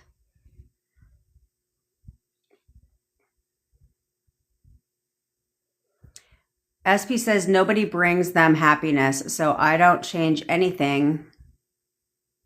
But I know he's just running his fucking mouth. Yes, he is. But Scott, this is where we have to leverage. Okay? This is where the leveraging portion comes into play. So this is where you say, okay, he says nothing, nobody brings them happiness. Yeah, no. In fact, he's only happy when he's with me. I'm the only person that makes him happy. He's not happy without me. He has to be, he's only happy when we're together, when he's around me. All of that. Because, let's be honest, that's obviously bullshit, right? But you have to look internal as to what he's saying and say, like, don't like dwell on it. That's not what I mean. But you have to internalize and say, okay, he says nobody brings them happiness. Why is he saying that? Right? Why is he saying that? So one could be based on his previous relationship experiences. Okay. Which is fine because that's got nothing to do with your fucking relationship and that's got nothing to do with your life. Okay. So that's number one. Number two, there could be some kind of thought in your mind that you don't make him happy, or you're wondering or questioning if he's happy with you or happy in your relationship. So therefore he pushed it out that, yeah, nobody can bring them happiness, versus changing that to work in your favor and saying, actually, I'm the only motherfucker that they're happy with. Yeah. He's only happy when we're together.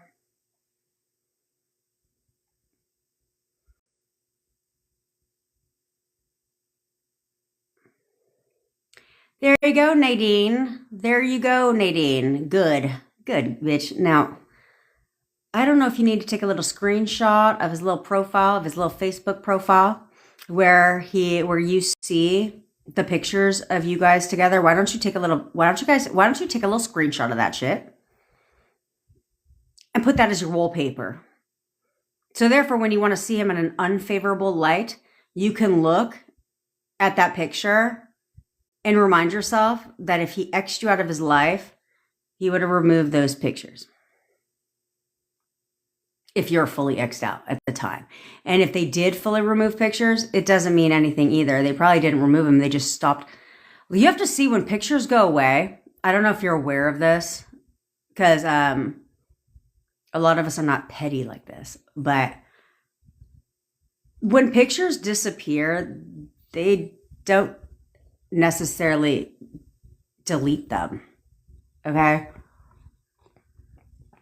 They'll just remove them from their profile. It's a setting, okay, where they can choose what pictures are visible on their profile and which ones are not. And then they swap. I know a couple people fucking do this. They'll swap them out. You know what I'm saying? So they're not actually deleted. They just removed them from visibility on their profile, but they still very much have them. You know what I mean? So there's different things like that. I have a friend, I have a couple that, a friend couple that was together for, well, they were like high school sweethearts. And he freaked out. He had a complete breakdown because all their pictures, like they dated for like 8 years. They were all each other knew. And all the pictures disappeared. And he's like, wow, she just like that, just removed them all. Well, guess what came back? All those fucking pictures. Because they were never removed. Who the fuck has time like that? Get a life. If I'm that kind of, but then again, I'm that type of person. If I'm going to put something on social media, it's going to be there forever because I ain't going through that shit. I have, you think I want to spend time picking and choosing what's on my profile or not? No. What you see is what you fucking get. I'm not going through and removing pictures because in my opinion, I would have never posted the picture if I wasn't proud of it. You know what I'm saying? I mean, that's me. Now, I did put on a setting though on Facebook where it's like, now if you want to tag me in a photo that you're posting, oh yeah, I need to approve it first. Because let's be honest, when I take group photos, I don't give a shit how anybody looks except for me.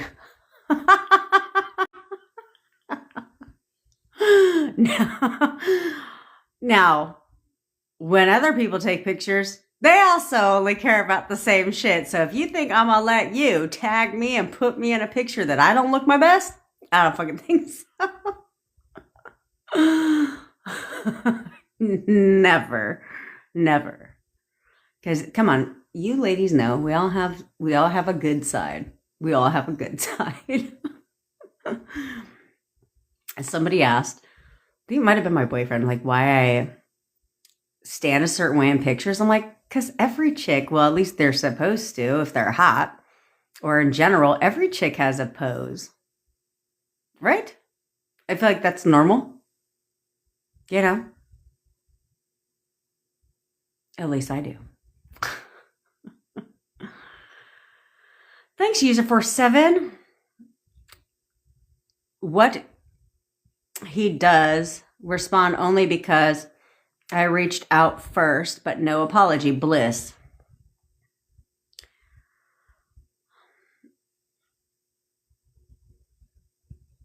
Who cares if you reached out first and he responded? Who gives a shit? Like, that's petty, childish nonsense. I'm not going to sit there. If I feel like I can message him and he'll respond, then I'm going to message him. I don't want to give a shit. Okay? But you have to understand. Okay, so many of you guys want an apology. If you want an apology, great. You can manifest an apology. That's fine. However, if you're selecting a different version of your SP, the good version of your SP, and you're selecting that version of your SP, what the fuck are you looking for an apology for? For what? Oftentimes, they don't. If you're selecting the perfect version of your SP, they don't talk about that stuff because it's not the version of your SP you're selecting. You're not selecting asshole version of your SP that feels like he needs to apologize to you. You're selecting perfect boyfriend. So what's there to apologize? Perfect boyfriend don't apologize for being perfect and treating you great, do they? No. So when you're selecting that version of your SP, that's the version they don't need to talk about the breakup, apologizing, the no contact, how long they haven't been talking to you. They don't need to talk about that because that's not the version of them. Does that make sense? Get over an apology.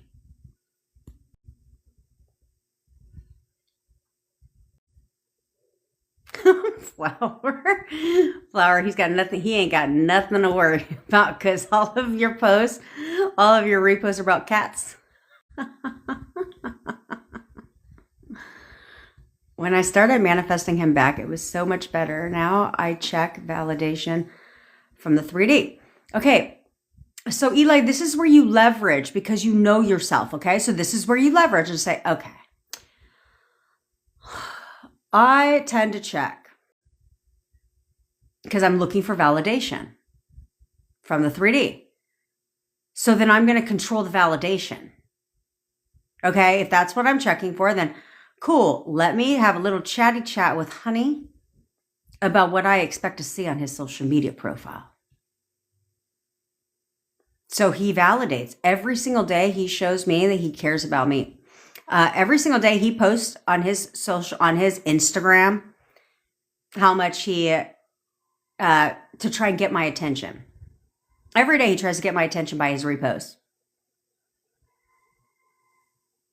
Okay, or something else along that line. So therefore, you'll start to notice the repost changing. But you don't need validation because let me be honest, to be quite honest, oftentimes you'll get the wrong validation you're looking for. That's why I'm so glad that my boyfriend is not active on social media. I don't have to worry about none of that shit.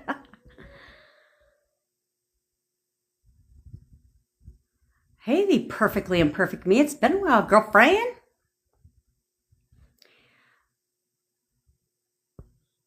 I'm waiting for my neighbors to bring me something amazing again.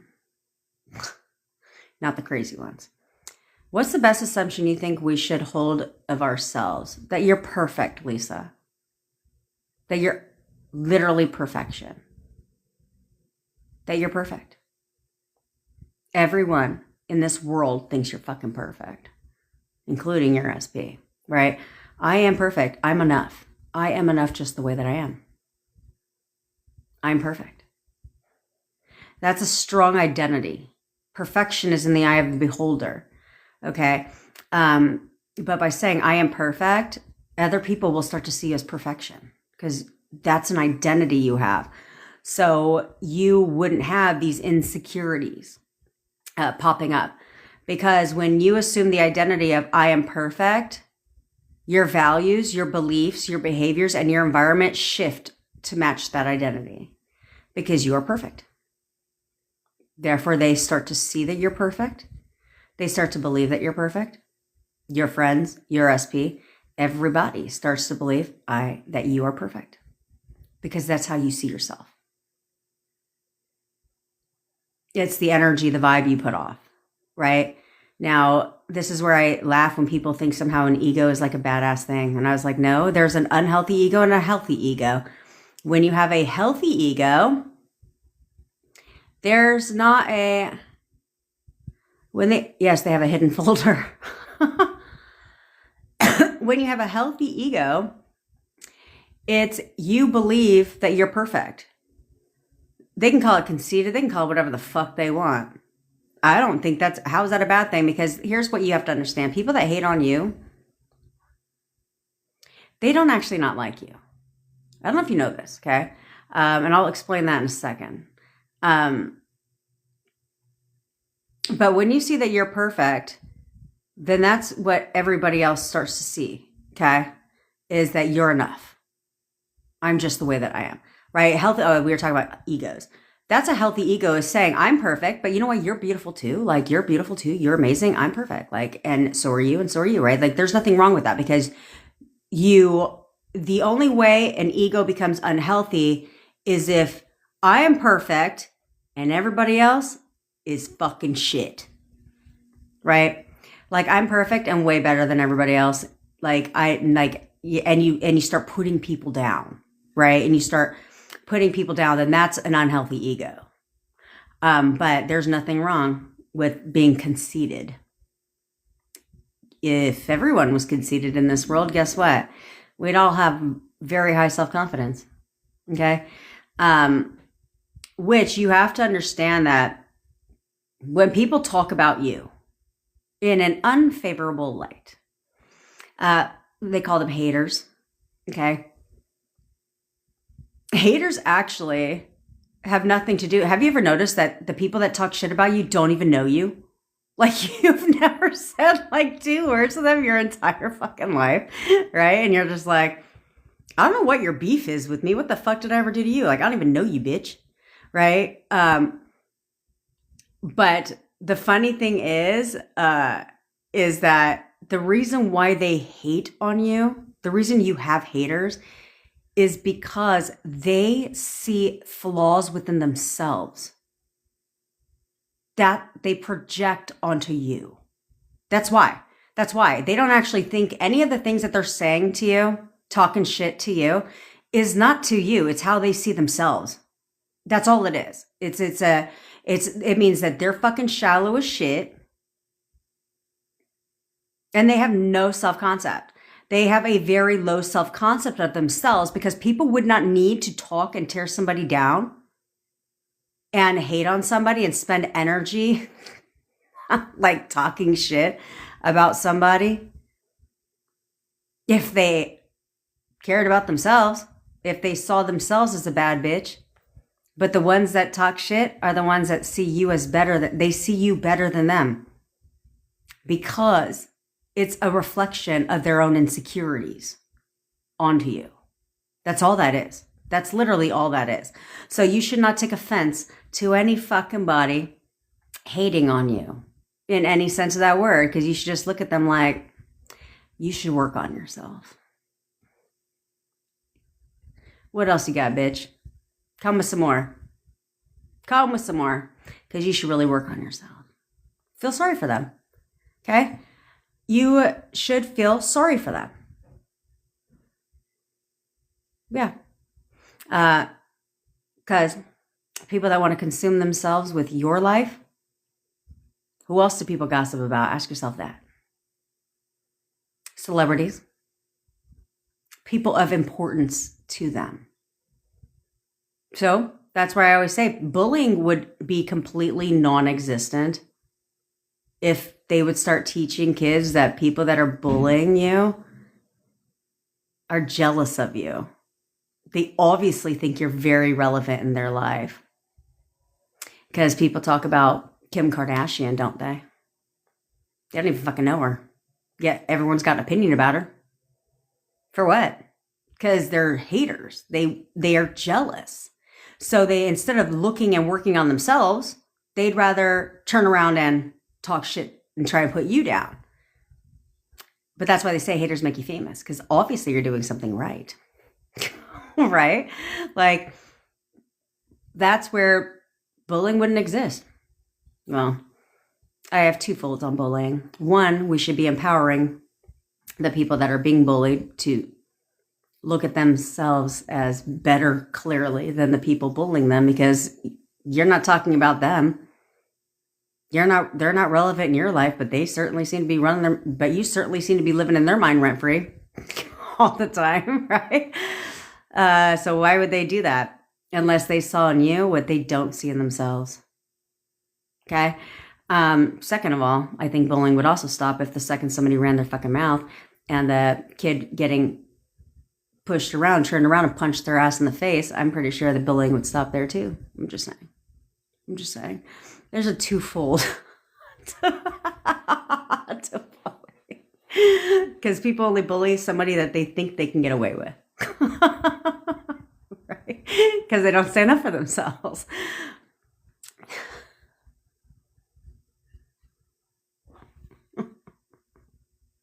So, just saying. Just to reassure myself, if you flip every negative thought instantly, it doesn't manifest correct. Yes, correct, Flashy. If you flip the negative thought, that's where we don't affirm over it, you flip it. Okay? I suggest you flip it with the opposite and just say the opposite back like 3 to 5 times, right? Or you can literally have the negative thought and then just be like, cancel that thought. And then what is it you want? What is it you want instead? Because your subconscious mind takes you at your word, okay? And it has to prove you right. So if you have a negative thought and you're like, cancel that thought, then your subconscious mind is like, got it, canceled. And now what do you want instead? Okay? Because your subconscious mind has, it's like you're the CEO and your subconscious mind are your workers. They get to work. Okay? And it's not like 2 fucking VAs. It's like a crap ton of workers. Okay.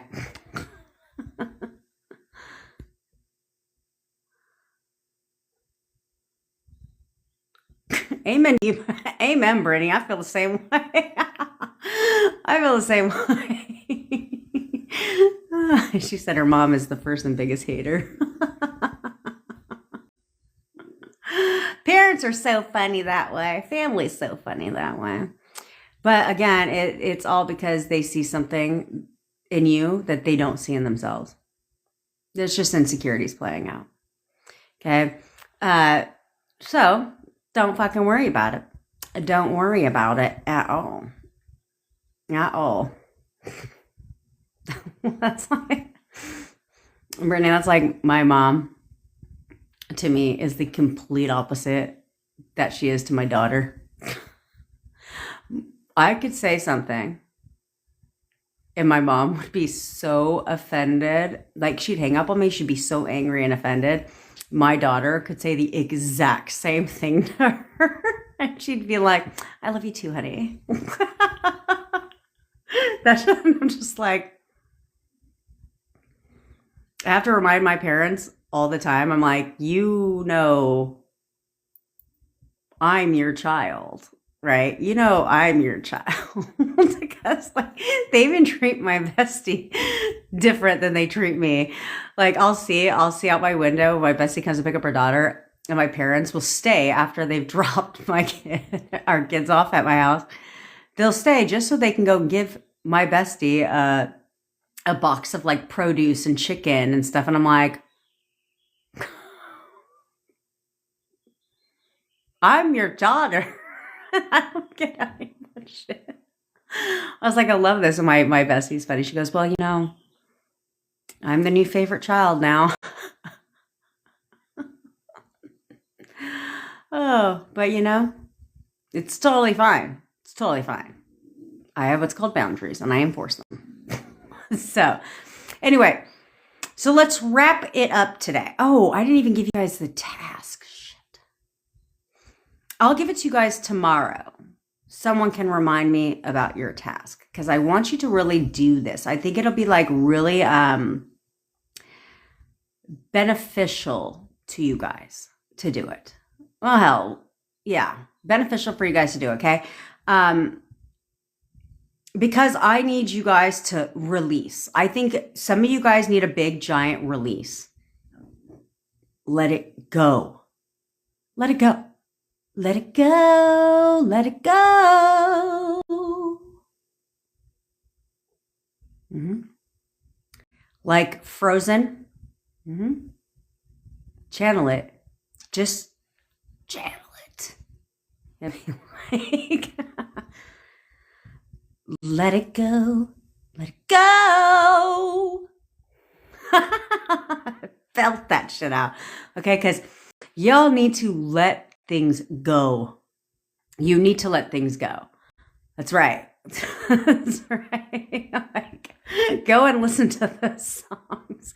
I want you guys to go on YouTube and have a whole playlist of the songs that we sing here on TikTok, okay, that are going to empower you and remind you that when you get knocked down, you get the fuck up again. What are you doing here? You know what I'm saying? Like Elsa's Let It Go, right? So it's like if you find yourself holding on to some shit, play that shit. Be like, that's right, let it go. Just let it go. You know, breathe. Because you guys need to start seeing different in your SPs. You have to, okay? Because this is like, so many of you guys, it's like you refuse, it's like you're fighting yourself to, you want something different, but you're not willing to break the patterns that are creating the same shit over and over again. It's like, I want to wake up tomorrow in a whole different reality, but I'm going to do everything I can to keep me stuck in Groundhog's Day. Like, that's all. It's just like, I want things to change, but I'm going to not play my part. And I'm just going to literally keep getting stuck in Groundhog's Day over and over and over again. And they'll be like, why are things not changing? I've been on a really good mental diet for like 15 hours now. I mean, granted, the past like 7 days, I really was not. Like, I really wavered a lot, questioned every fucking thing, and was in a bad space. But I have been on a very strict mental diet for 15 hours. Where the fuck is it at? Come on. Come on. That's so stupid. That's so dumb, and you know it. So why do you keep doing that crap? Why do you keep doing that shit? You need to knock that off and be like, no, that's it. I'm not going to waver, and everybody in my reality will conform. Whether I'm manifesting them or not, they will all conform. So I don't like what you just did. Okay, I will. Game on, bitch. But I play to win. There's a difference. I play to win. And so you need to play to win.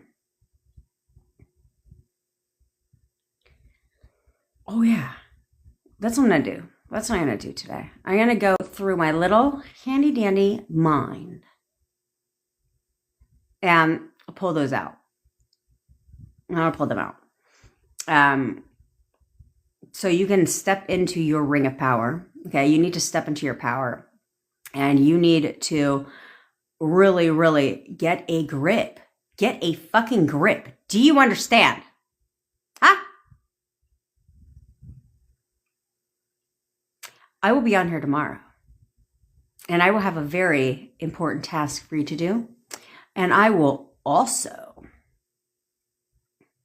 that's right, Jackie. That's right. That's exactly how you should be looking at good or trash. Game on, bitch. But I promise you I'll win. Okay. That's exactly how you should be looking at it. Okay. And I will have a important task for you to do tomorrow. And I will have a very strong message for each and every one of you. And if I can find a way to condense this little technique, I may do it here tomorrow. We'll see. We will see. But if you're in the WhatsApp group, for sure you'll get it. Okay? All right. If you want to work with me one-on-one, or you want me to manifest your SP for you, all links are in my bio. I go live every day at 10 o'clock Pacific time. If you ever miss a live, head on over to YouTube, subscribe while you're there, and engage. Just leave a little comment, okay? And you're welcome. And you can feel free to join my WhatsApp community. I also do have merch coming out. We have merch coming out with all of our amazing sayings, and it looks like fire, for real. And then I also have personalized hypnosis recordings, guided meditations, sleep meditations, whatever the fuck you want to get out of your own fucking head. Do you understand? I might offer a 30-day let Jen bitch at you for the next 30 days service too. You can get Jen's daily rants. But I'm probably going to bitch you tomorrow, because I'm going to go through and read some of these messages I've been seeing in my text and on WhatsApp, and compile a bitch fest from you guys. Okay? All right, guys. I love you, besties. Mystical Willow, you're late to the goddamn party, bitch. I love you, besties. And I will see you all tomorrow. Bye.